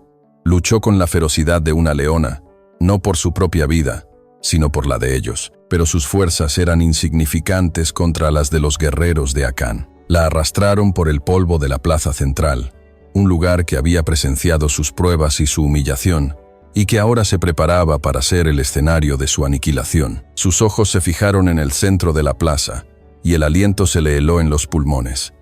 Una pira no era un montón de leña improvisado, sino una estructura cónica, alta y deliberada, construida con una eficiencia escalofriante. Había sido preparada de antemano. Todo había sido una farsa, una obra de teatro macabra cuya escena final siempre había sido esta. El juicio del consejo, la profecía, la trampa para alejar a Tenoch, todo había sido un preludio para el fuego. El horror se transformó en una agonía inimaginable cuando vio que no la llevaban sola al poste central. Los guerreros también arrastraron a Sofía y a Diego, sus pequeños cuerpos temblando de terror. El plan de Xochitl y Acán se reveló en toda su monstruosa crueldad. No solo la matarían, sino que la obligarían a presenciar la muerte de sus hijos, a oler el humo que consumiría su carne inocente, antes de que las llamas la alcanzaran a ella. «No», gritó, su voz desgarrada por una angustia que trascendía el dolor. «A mí, hagan lo que quieran conmigo, pero dejen a los niños. Por todos los dioses, son solo niños, no han hecho nada». Acán, con el rostro iluminado por las antorchas y desfigurado por un fanatismo febril, se rió. «Llevan tu misma sangre, mujer blanca. Son las semillas de una mala hierba. El veneno debe ser arrancado de raíz para que la tierra pueda sanar». La ataron al poste, con Sofía a un lado y Diego al otro. La cuerda, áspera y prieta, se clavó en su piel, pero apenas lo sintió. Toda su conciencia estaba centrada en los dos pequeños cuerpos que temblaban junto al suyo. Trató de interponer su propio cuerpo, de protegerlos de alguna manera, un gesto fútil y desesperado. Los guerreros se apartaron, formando un círculo cerrado alrededor de la pira. La tribu entera estaba allí, un muro de rostros silenciosos e implacables. Isabella buscó una mirada compasiva, un atisbo de duda, pero solo encontró ojos que reflejaban su propio miedo, transformado en un odio justo. Vio a la mujer que le había regalado calabazas, ahora con el rostro endurecido. Vio al joven guerrero que la había admirado en el corral, ahora incapaz de mirarla. La habían juzgado, la habían condenado. Citlali, la chamán, comenzó un canto bajo y monótono. No era un canto de sanación, sino de expulsión, una letanía que hablaba de purificar la tribu de la oscuridad, de quemar la impureza. Cada palabra era un martillazo en el corazón de Isabella, sellando su destino. Miró a sus hijos, sus preciosos hijos. Diego lloraba, un llanto silencioso y aterrorizado, con el rostro escondido en el vestido de su madre. Pero Sofía, su valiente y seria Sofía, la miraba fijamente. En sus ojos grandes y oscuros no solo había terror, sino una extraña y profunda concentración, como si estuviera tratando de memorizar el rostro de su madre. Isabella se inclinó, uniendo sus frentes en un último y desesperado contacto. Las lágrimas que había luchado por contener finalmente brotaron, un torrente silencioso que mojó sus mejillas y las de sus hijos. «Perdónenme», susurró, su voz rota por sollozos ahogados. «Mis amores, mi vida, perdónenme». Acarició el cabello de Diego. «Te prometí que siempre te protegería, mi pequeño. Te cantaría hasta que te durmieras, a salvo en mis brazos. Te he fallado». Se volvió hacia Sofía. Y tú, mi valiente niña, te prometí un jardín donde pudieras plantar flores. Te he traído a este infierno. Le fallé a su padre, y ahora les he fallado a ustedes. Lo siento tanto, tanto. Su disculpa se convirtió en un murmullo incoherente de amor y dolor. Había llegado al final. Había luchado, había sobrevivido, había amado, y todo la había conducido a este momento de impotencia absoluta. Citlali terminó su canto. Un silencio pesado, preñado de muerte, cayó sobre la plaza. Xóchitl dio un paso al frente, su figura recortada contra las llamas de las antorchas. Levantó una mano, la señal para que Acán, que esperaba con una antorcha encendida, diera el paso final. Fue en ese silencio absoluto que una pequeña voz se alzó. No era un grito ni un sollozo, era una pregunta, clara e incisiva. Era Sofía. No miraba a Acán ni a la multitud. Miraba directamente a la matriarca, a la mujer de rostro de piedra que había ordenado su ejecución. «Señora», dijo, y su voz infantil, aunque temblorosa, cortó la tensión como un cuchillo de obsidiana. «¿Por qué odia tanto a mi mamá? Ella no ha hecho nada malo. Ella solo nos ha cuidado». La pregunta, tan simple, tan devastadoramente lógica, golpeó a Xóchitl con más fuerza que un puño. La máscara de fría justicia de la matriarca se hizo añicos. En su mente, la imagen de la niña atada al poste se desvaneció. Y en su lugar apareció otra niña, de la misma edad, con los mismos ojos grandes y serios, riendo, mientras perseguía mariposas en este mismo valle. Su Aidiana, el dolor de su pérdida, un monstruo que creía haber encadenado en lo más profundo de su ser, se liberó con una furia volcánica, recordándole que ella también había sido madre y que había fracasado en proteger a su hija. Se vio a sí misma en Isabella y vio a su hija en Sofía, y la certeza de su causa se derrumbó, dejándola en un vacío de horror y duda, como si el universo quisiera clavar la daga más hondo. Una niña de la multitud, una de las amigas de Sofía, gritó con la voz rota por el miedo: «No le hagan daño, Aidiana, no la toques». El nombre de su hija muerta, gritado en este preciso instante. Xóchitl se tambaleó, su rostro una máscara de agonía. ¿Era una señal? ¿Un juicio de los propios espíritus contra ella? Acán vio la vacilación en el rostro de Xóchitl. Vio la confusión que comenzaba a extenderse entre la multitud. El fuego del fanatismo que había encendido amenazaba con extinguirse. No podía permitirlo. El juicio de los espíritus ha sido dictado. Rugió, dando un paso al frente para tomar el control. «Yo mismo la purificaré». Arrancó la antorcha de la mano del guerrero más cercano y avanzó hacia la pira. La llama danzaba, arrojando sombras grotescas que saltaban y se retorcían. Isabella vio cómo se acercaba. Vio la determinación asesina en sus ojos. No había más esperanza. Abrazó a sus hijos con la fuerza de una vida entera, enterrando su rostro en sus cabellos.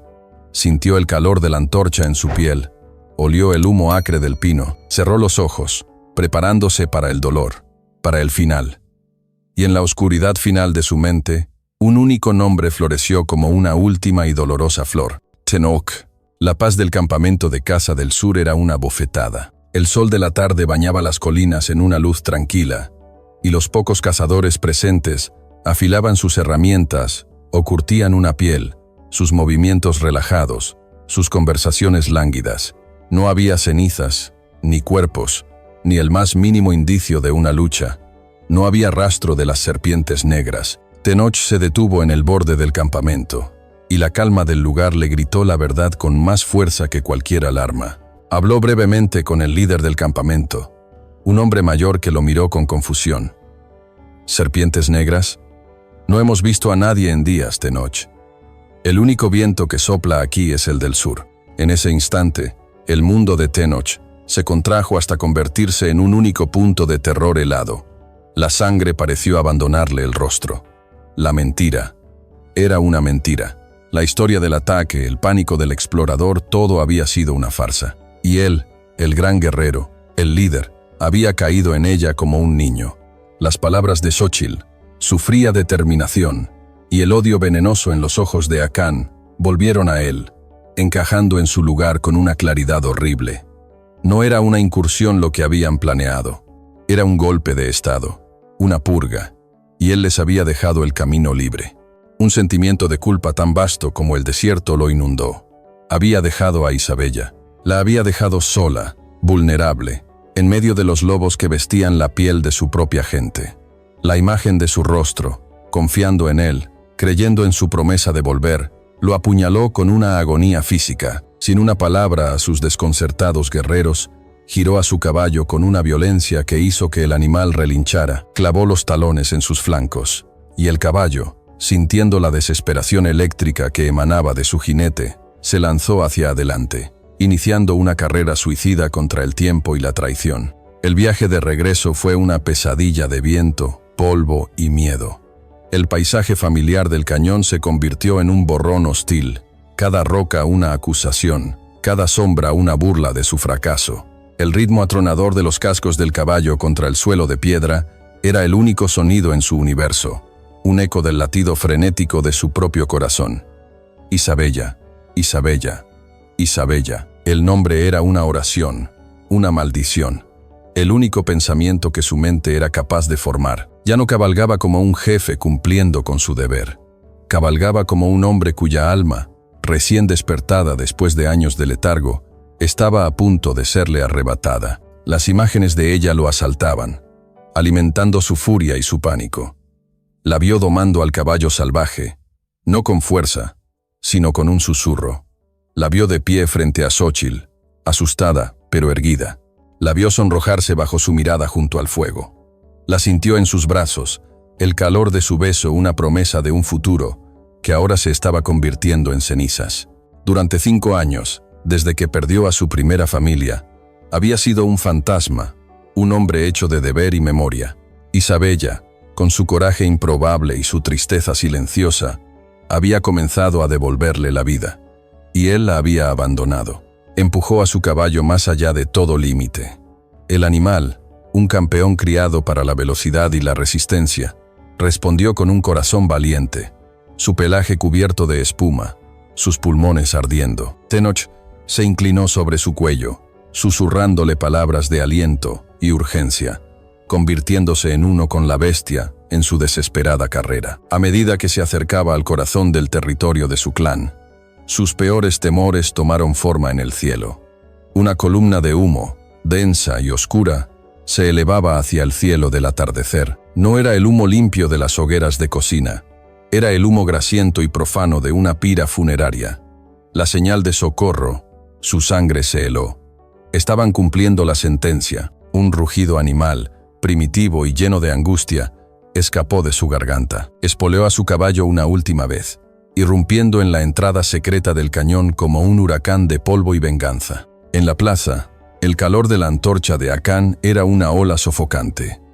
Xóchitl, de pie como una estatua, observaba la escena, su rostro una máscara de granito, pero por dentro, su espíritu estaba en guerra.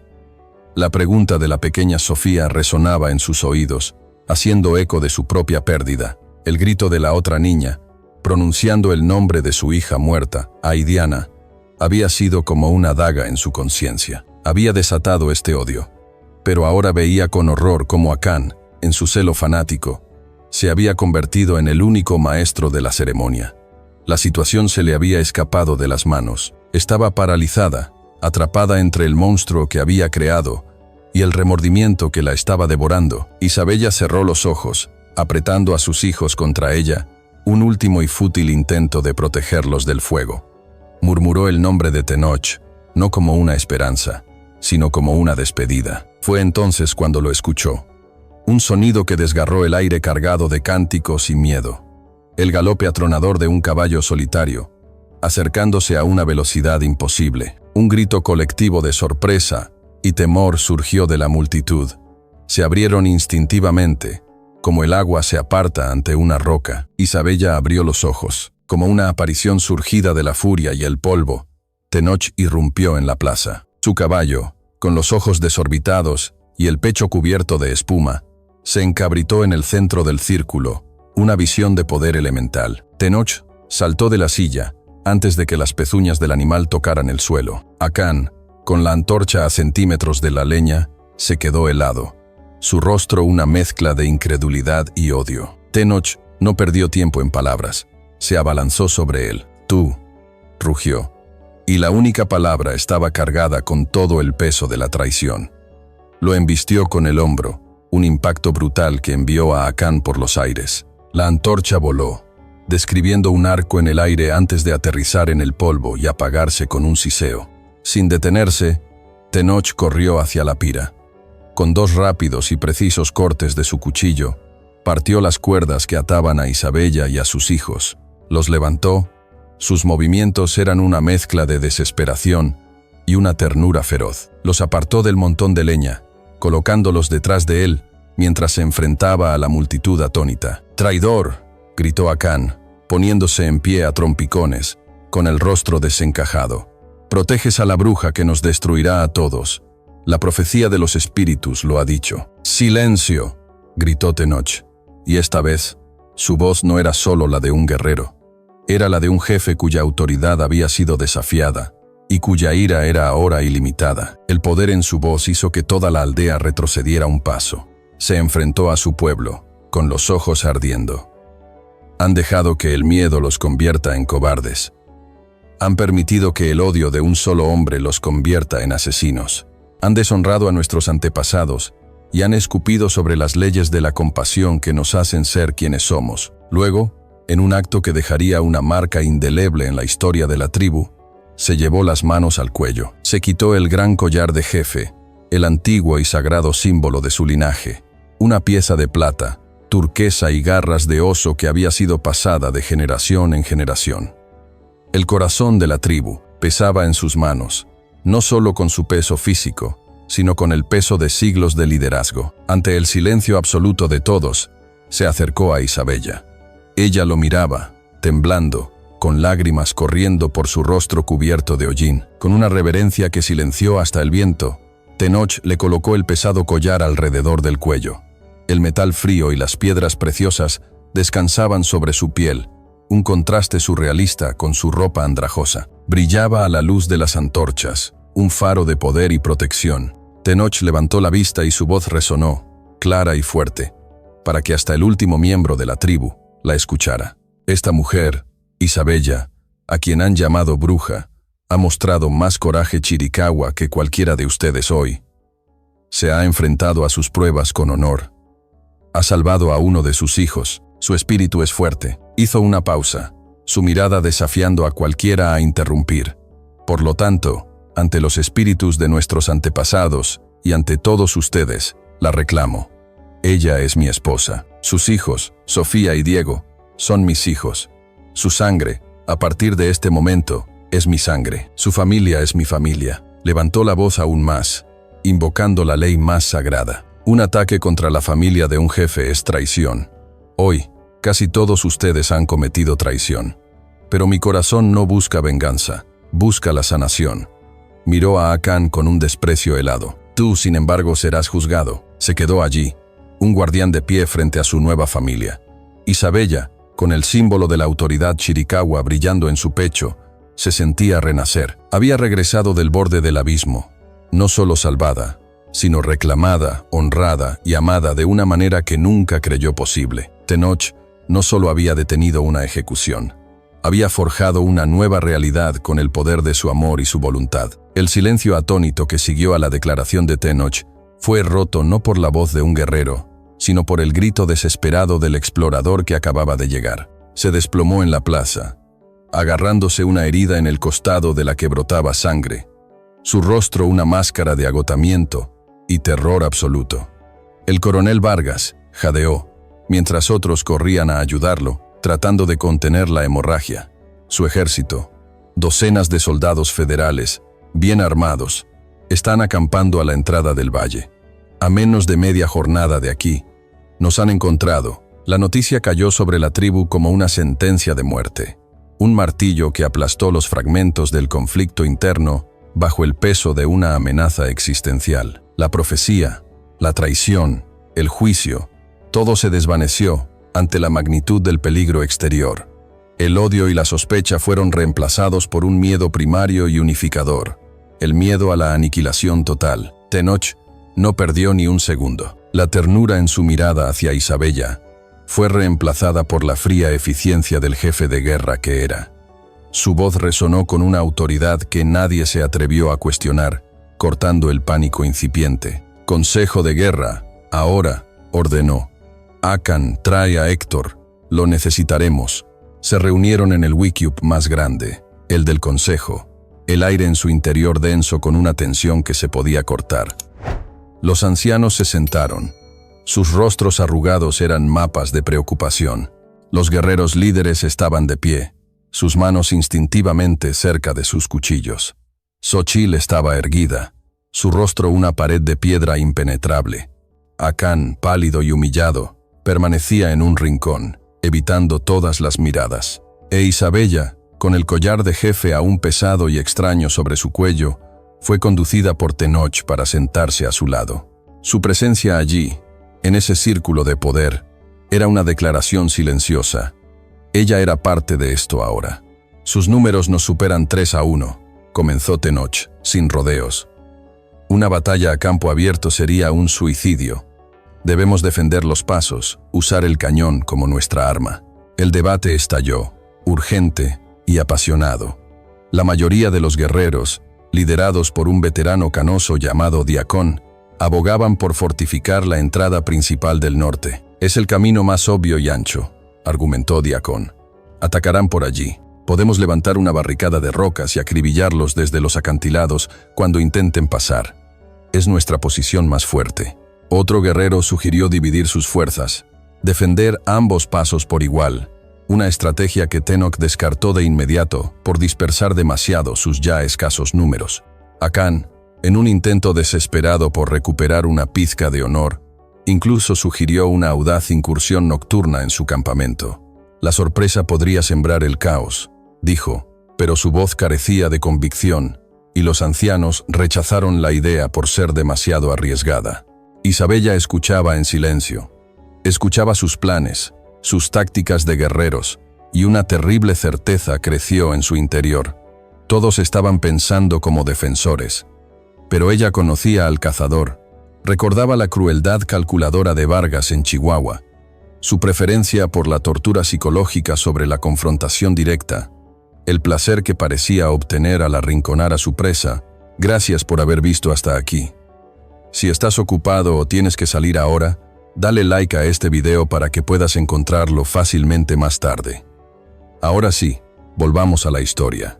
Respiró hondo, su corazón latiendo con fuerza contra sus costillas, y habló. Su voz, aunque no fuerte, era clara y cortó el debate. «Se equivocan», dijo. Todos los ojos se volvieron hacia ella, una mezcla de sorpresa e irritación. «Vargas no es un soldado buscando una batalla.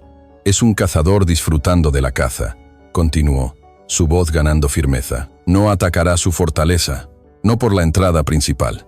Eso es lo que ustedes esperan que haga». Su mirada encontró la de Tenoch, buscando y encontrando apoyo. «Él buscará una debilidad, una puerta trasera que crea que ustedes han subestimado». El recuerdo de su propia y frenética huida a través de los cañones le dio las palabras. «Hay otro paso. El del sur, por donde Tenoch me trajo. Es más estrecho, más traicionero. Un lugar perfecto para una emboscada». Hizo una pausa, permitiendo que la lógica de sus palabras se asentara. «Enviará una fuerza de distracción al paso norte.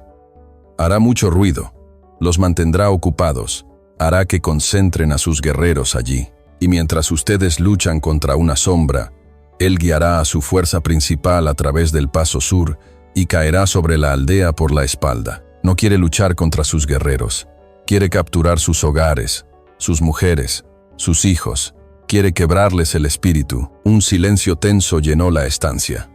La estrategia que proponía, nacida de la amarga experiencia, tenía un anillo de verdad aterradora. Todos miraron a Xochitl, esperando su inevitable rechazo. El rostro de la matriarca era una tormenta contenida. Su odio por la Enda luchaba contra su deber de proteger a su tribu. Veía a la mujer que había sentenciado a muerte, pero escuchaba la voz de una estratega que entendía a su enemigo mejor que sus propios guerreros. El recuerdo de la pregunta de Sofía en la pira, de la inocencia que casi había quemado, volvió a ella. Su deber como líder, forjado en décadas de responsabilidad, Finalmente aplastó su orgullo y su dolor personal, con un movimiento casi imperceptible, tan leve que algunos dudaron haberlo visto. Xochitl inclinó la cabeza. Un asentimiento. Esa pequeña señal fue todo lo que Tenoch necesitaba. Una sonrisa feroz y brillante iluminó su rostro.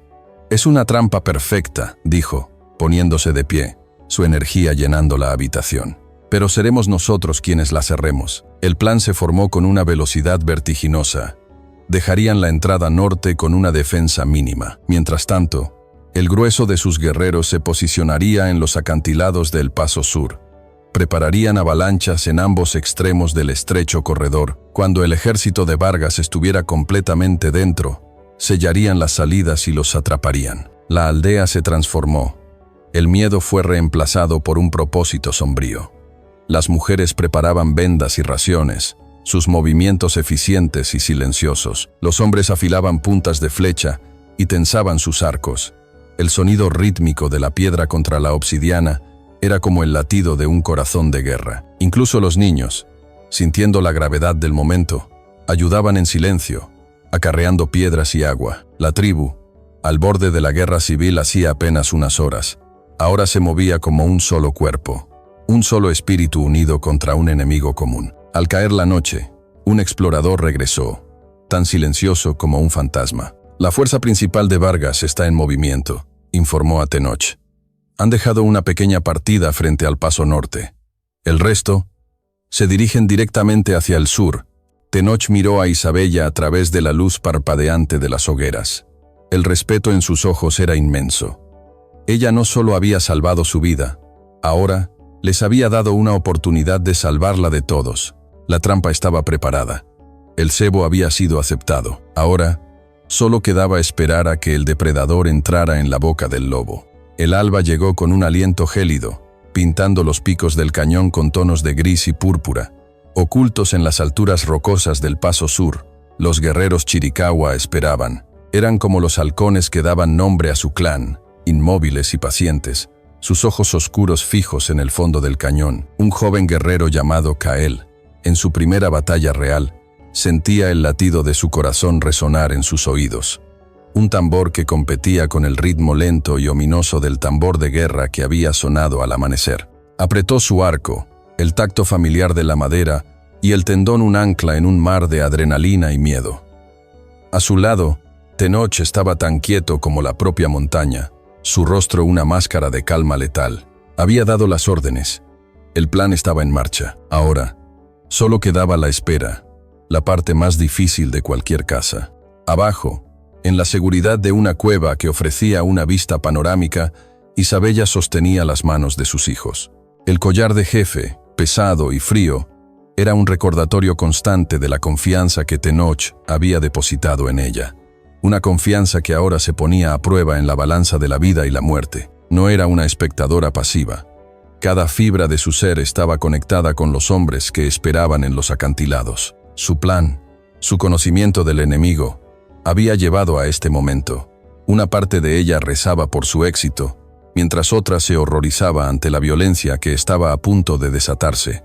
El sonido llegó primero, un murmullo distante que creció hasta convertirse en el inconfundible estruendo de un cuerpo de caballería. El retumbar de cascos, el tintineo de metal contra metal, las voces y risas arrogantes de hombres que no conocían el miedo porque nunca se habían enfrentado a un enemigo al que no pudieran aplastar con números y potencia de fuego. La vanguardia del ejército del coronel Vargas entró en la boca del cañón. Un soldado joven, no mucho mayor que Kael, se rió y le dio una palmada en la espalda a su compañero. «Dicen que estos salvajes son como fantasmas», se burló. «Yo no veo más que rocas y polvo. Para cuando lleguemos a su aldea, ya habrán huido a las colinas». Vargas cabalgaba cerca del frente, su postura erguida, sus ojos recorriendo las paredes del cañón no con cautela, sino con la avidez de un conquistador, reclamando su premio. Había caído en la trampa con una arrogancia tan ciega que era casi poética. Tenoch observó, impasible. Dejó que entraran más y más, atrayéndolos profundamente hacia las entrañas de la trampa. Dejó que la confianza del enemigo se convirtiera en descuido. Esperó hasta que la larga columna de soldados fuera una serpiente indefensa en el fondo de un barranco. Entonces, levantó una mano. El grito del halcón, la señal, resonó en el cañón. Con un estruendo que pareció desgarrar los cimientos del mundo, la primera avalancha se desató. Toneladas de roca y tierra, cuidadosamente preparadas, se precipitaron desde lo alto, sellando la entrada por la que acababan de pasar. Un muro de polvo impenetrable se levantó, tragándose la luz del sol. El pánico fue instantáneo. Los gritos de confianza se convirtieron en alaridos de terror. Los caballos se encabritaron. Los hombres se volvieron para huir, solo para encontrarse con una montaña infranqueable donde antes había un camino. «Es una trampa», gritó un oficial. Fue entonces cuando la muerte comenzó a llover desde el cielo. Desde ambos lados de los acantilados, los guerreros Chiricahua, hasta entonces invisibles, se levantaron como espectros y lanzaron una andanada de flechas. El aire se llenó de un silbido mortal. Las flechas caían con una precisión implacable, encontrando sus blancos en los cuellos, pechos y espaldas de los soldados atrapados. El joven soldado que se había reído momentos antes cayó de su montura con una flecha en la garganta, su broma ahogada en un gorgoteo de sangre. El caos era absoluto. Algunos soldados, presas del pánico, disparaban sus rifles hacia arriba, pero las balas se perdían en la inmensidad de la roca o rebotaban con chispas inofensivas. Los guerreros Chiricahua, usando cada saliente y cada sombra como cobertura, eran casi intocables. «Adelante. La salida debe estar adelante», rugía Vargas, tratando de restaurar el orden, empujando a sus hombres hacia el otro extremo del cañón. Tenoch, con una calma gélida, esperó de nuevo. Dejó que la masa principal de soldados, con Vargas en el centro, se adentrara aún más. Luego, dio la segunda señal. Otra avalancha, igual de devastadora, selló la salida. Ahora estaban en una tumba de piedra. La disciplina de los soldados se rompió por completo.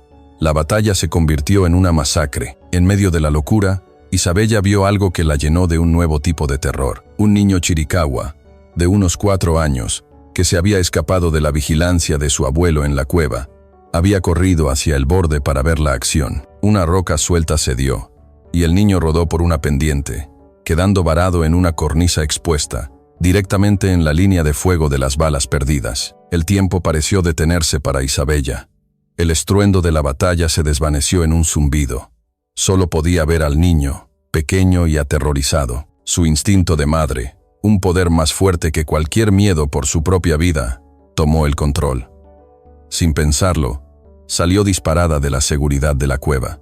«Isabella, no», gritó una voz, pero fue como si el viento se la llevara. Corrió por el terreno rocoso, ignorando el peligro. Las balas silbaban a su alrededor. Se deslizó por la pendiente, agarró al niño y lo cubrió con su propio cuerpo. Mientras se arrastraba de vuelta a la seguridad, una bala impactó en la roca junto a su cabeza, llenándole el pelo de polvo de piedra. Desde su posición de mando, Xochitl lo vio todo. Vio a la mujer que había despreciado, la extranjera a la que había condenado, arriesgar su vida sin dudarlo por un hijo de la tribu. En la mente de Xochitl, la imagen se superpuso con un recuerdo fantasmal. Su propia hija, Aidiana, jugando cerca de las rocas.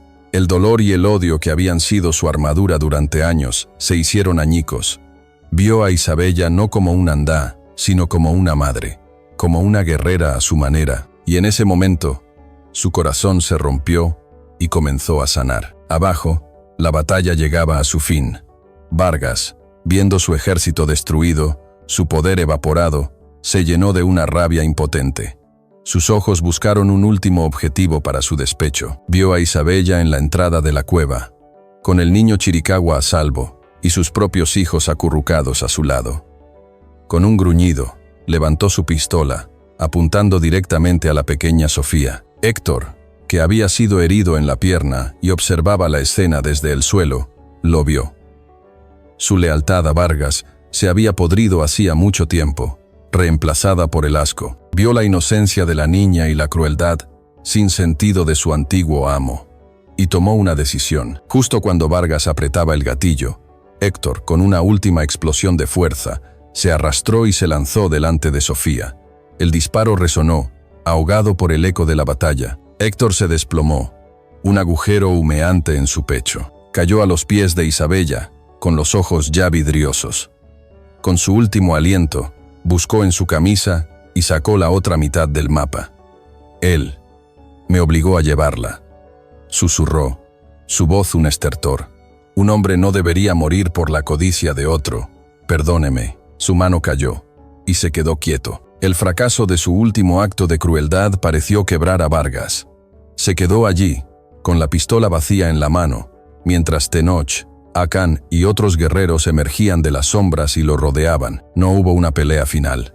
Tenoch, con el rostro impasible, simplemente le quitó el arma de la mano y lo derribó al suelo con un solo golpe. El gran coronel Vargas, el halcón de Chihuahua, el terror del norte, estaba derrotado, su rostro en el polvo. El lejano sonido de una corneta, llamando a una retirada que nunca llegaría, se desvaneció en el silencio.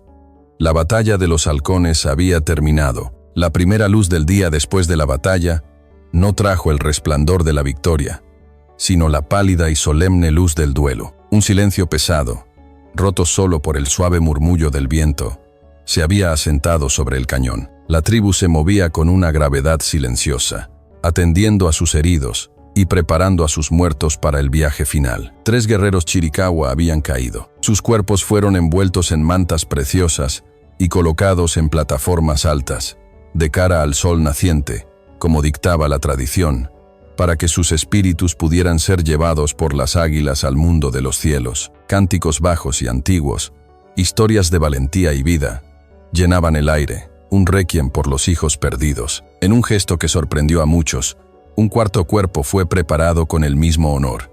Héctor. Tenoch se paró junto a su tumba, cavada en la tierra al pie del acantilado. No nació entre nosotros, y vivió como nuestro enemigo, dijo Tenoch, su voz clara y resonante en el silencio. Pero en su último aliento, eligió proteger a un inocente sobre obedecer a un tirano. Murió salvando a un hijo de los Chiricahua. Por este acto, la tierra de nuestros antepasados lo reclama como a uno de los suyos. Que su espíritu encuentre la paz que la vida le negó. Después de los ritos funerarios, llegó el momento de la justicia. Acán fue llevado ante el consejo. Ya no había rastro de su arrogancia, solo una vergüenza profunda y aplastante. Se arrodilló en el polvo, primero ante Tenoch, y luego se volvió hacia Isabella. Mi odio y mis celos me cegaron, dijo, con la voz quebrada. Permití que el miedo me convirtiera en un monstruo. Mis acciones casi nos destruyen a todos. No pido perdón, porque no lo merezco. Solo acepto el juicio. Tenoch lo miró largamente. El exilio solo sembraría más amargura. La muerte es una salida demasiado fácil, sentenció. Tu castigo será vivir con el peso de tus acciones y enmendarlas. Durante un año, servirás a las familias de los guerreros que perdimos. Cuidarás de sus hogares, cazarás para ellos, y cada día recordarás que la vida es más preciosa que el orgullo. Acán asintió, aceptando su destino con una gratitud sombría. En cuanto a Vargas y los pocos de sus hombres que habían sobrevivido, fueron arrastrados ante la tribu. Vargas, magullado pero desafiante, escupió al suelo. Nunca dejarán de ser unos salvajes, siseó. Vendrán más como yo. Siempre vendrán más. Tenoch no respondió a su veneno. Nosotros no somos como tú, dijo con una calma helada. No encontramos placer en la tortura ni honor en la crueldad. Les quitaron las botas, las armas y hasta la última gota de agua. El desierto te trajo aquí, que el desierto te juzgue. Fueron expulsados del cañón, obligados a caminar hacia el horizonte infinito, enfrentándose a la misma muerte lenta y terrible que habían planeado para otros. Esa tarde, cuando una calma frágil comenzaba a asentarse, Isabella se sentó con Tenoch junto a un pequeño fuego. Sostenía en sus manos las 2 mitades del mapa, la piel de ciervo ahora un testamento de codicia y redención. Las unió, completando el dibujo. El corazón del Chiricahua, dijo Tenoch suavemente. Mi abuelo decía que no es un lugar que se pueda poseer. Es un regalo que se debe cuidar. Un lugar de sanación. Isabella miró las llamas. Esta cosa ha causado demasiada muerte. La de mi esposo, la de Héctor, la de tus guerreros. Su historia está escrita con sangre. Entonces, démosle un final diferente, respondió Tenoch. Tomó los 2 trozos de piel de sus manos y juntos Los arrojaron al fuego. Observaron en silencio cómo el legado de la codicia de Vargas y la traición de Ricardo se curvaba, se ennegrecía y se convertía en nada más que cenizas y recuerdos. El ciclo estaba roto. Mientras estaba sentada con sus hijos, viendo cómo el humo del mapa se disipaba en el cielo, Isabella vio a Xochitl acercarse. Un escalofrío instintivo de miedo la recorrió, un eco de los días pasados. Pero la matriarca que se paró frente a ella ya no era la misma. Su rostro, aunque todavía marcado por el dolor, ya no tenía la dureza del granito, sino la vulnerabilidad de la tierra agrietada. La niña que gritó tu nombre en la plaza, comenzó Xochitl, su voz un susurro ronco. La amiga de tu hija se llama Aidiana, el mismo nombre que mi propia hija, la que perdí en la incursión de los NDA hace tantos años. Xochitl se sentó lentamente junto a Isabella, un gesto que en sí mismo era monumental. Creí que mi corazón se había convertido en piedra ese día, continuó, sus ojos perdidos en el pasado. Construí un muro a su alrededor, y mi odio por tu gente fue el mortero que lo mantuvo en pie. Me hizo fuerte, pero también me cegó. Miró a Isabella, y por primera vez, Isabella vio la profundidad de su alma herida. Cuando te vi correr hacia ese niño, hacia el fuego y las balas, sin pensar en tu propia vida, el muro se derrumbó. Vi a una madre protegiendo a un cachorro, y mi corazón de piedra se rompió. En ti, vi el reflejo de mi propia pérdida, y la vergüenza de lo que casi me convierto. Casi me convierto en el monstruo que me arrebató a mi propia hija. Lágrimas silenciosas, las primeras en décadas, trazaron caminos en sus mejillas arrugadas. Xochitl se quitó una simple pulsera de plata de su muñeca, una pieza lisa y sin adornos, desgastada y abrillantada por el paso del tiempo. Esto era de ella, de mi Aidiana, dijo. Tomó la mano de Isabella y deslizó la pulsera en su muñeca. Estaba cálida por el calor de su piel. Una madre siempre reconoce a otra. Mi espíritu te ha ofendido profundamente. Rezo para que el tuyo pueda perdonarme. Con un gesto que selló la paz entre ellas para siempre, Xochitl la llamó por un nuevo nombre, hija mía. Isabella solo pudo asentir, las lágrimas corriendo libremente por su propio rostro. La boda se celebró una semana después, un festival de vida que se extendió por todo el cañón. Las mismas mujeres que la habían rehuido ahora la vestían con alegría, ataviándola con un suave vestido de piel de ciervo bordado con miles de diminutas cuentas turquesas que formaban el patrón de un águila con las alas extendidas. Xochitl misma peinó su cabello, trenzándolo con cintas de cuero y plumas. Con el collar de jefe en su pecho y la pulsera de Aidiana en su muñeca, Isabella se paró frente a Tenoch, ya no como una extraña, sino como parte integral de la tribu. Xochitl ofició la ceremonia, uniendo sus manos mientras recitaba los antiguos votos Chiricahua, que no hablaban de posesión, sino de caminar lado a lado, de compartir el mismo fuego y beber de la misma agua, de ser dos árboles cuyas raíces crecen juntas bajo la tierra. La celebración duró hasta el amanecer, con música, danza y una abundancia de comida que celebraba no solo la unión de dos personas, sino la reunificación de toda una tribu. 5 años después, el Cañón del Espíritu era un oasis de paz y prosperidad. Tenoch gobernaba con la sabiduría de un gran jefe, su fuerza ahora atemperada por una compasión que todos decían que había aprendido de su esposa. Isabella, conocida ahora en las historias de la tribu como Izlas Chie, la mujer del corazón de águila, se había convertido en una sanadora y una maestra. Pasaba sus días con Xochitl en un jardín expansivo, cultivando las hierbas curativas del corazón del Chiricahua, mezclando el conocimiento ancestral de la matriarca con sus propias intuiciones. Sofía, ahora una joven de 12 años, era un puente viviente entre dos culturas. Su risa resonaba en la aldea, mientras enseñaba canciones en español a sus amigos Chiricahua, quienes a su vez le enseñaban a leer las historias en el humo y las nubes. Diego, con 9 años, era la sombra orgullosa de Tenoch, un cazador en ciernes cuyo ojo agudo podía distinguir la huella de un ciervo de la de un coyote a una distancia imposible.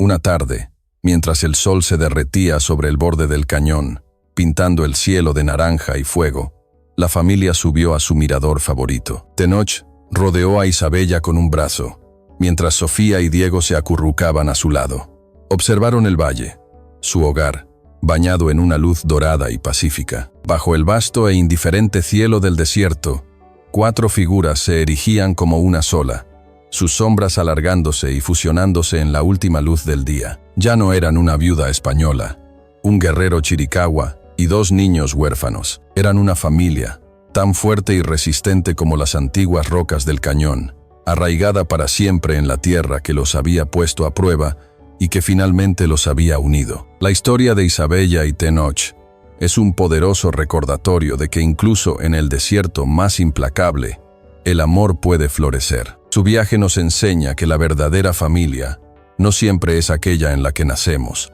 sino la que construimos con hilos de respeto, valentía y comprensión mutua. Ellos superaron el odio y los prejuicios no cambiando el mundo, sino creando un refugio seguro, el uno en el otro. A menudo, el verdadero hogar no es un lugar en el mapa, sino un espacio que se edifica en el corazón de otra persona. Tómese un momento para reflexionar sobre esto. Quizás todos, en algún punto de nuestras vidas, hemos buscado un refugio así, o hemos tenido la oportunidad de serlo para alguien más. Si esta historia ha tocado su corazón, considere llevar esa calidez a quienes lo necesitan. A continuación, tienes 2 historias más que destacan directamente en tu pantalla. Si esta te encantó, no querrás perderte estas. Solo haz clic y échales un vistazo. Y no olvides darle like, suscribirte y activar la campanita para no perderte ninguna novedad de nuestro canal.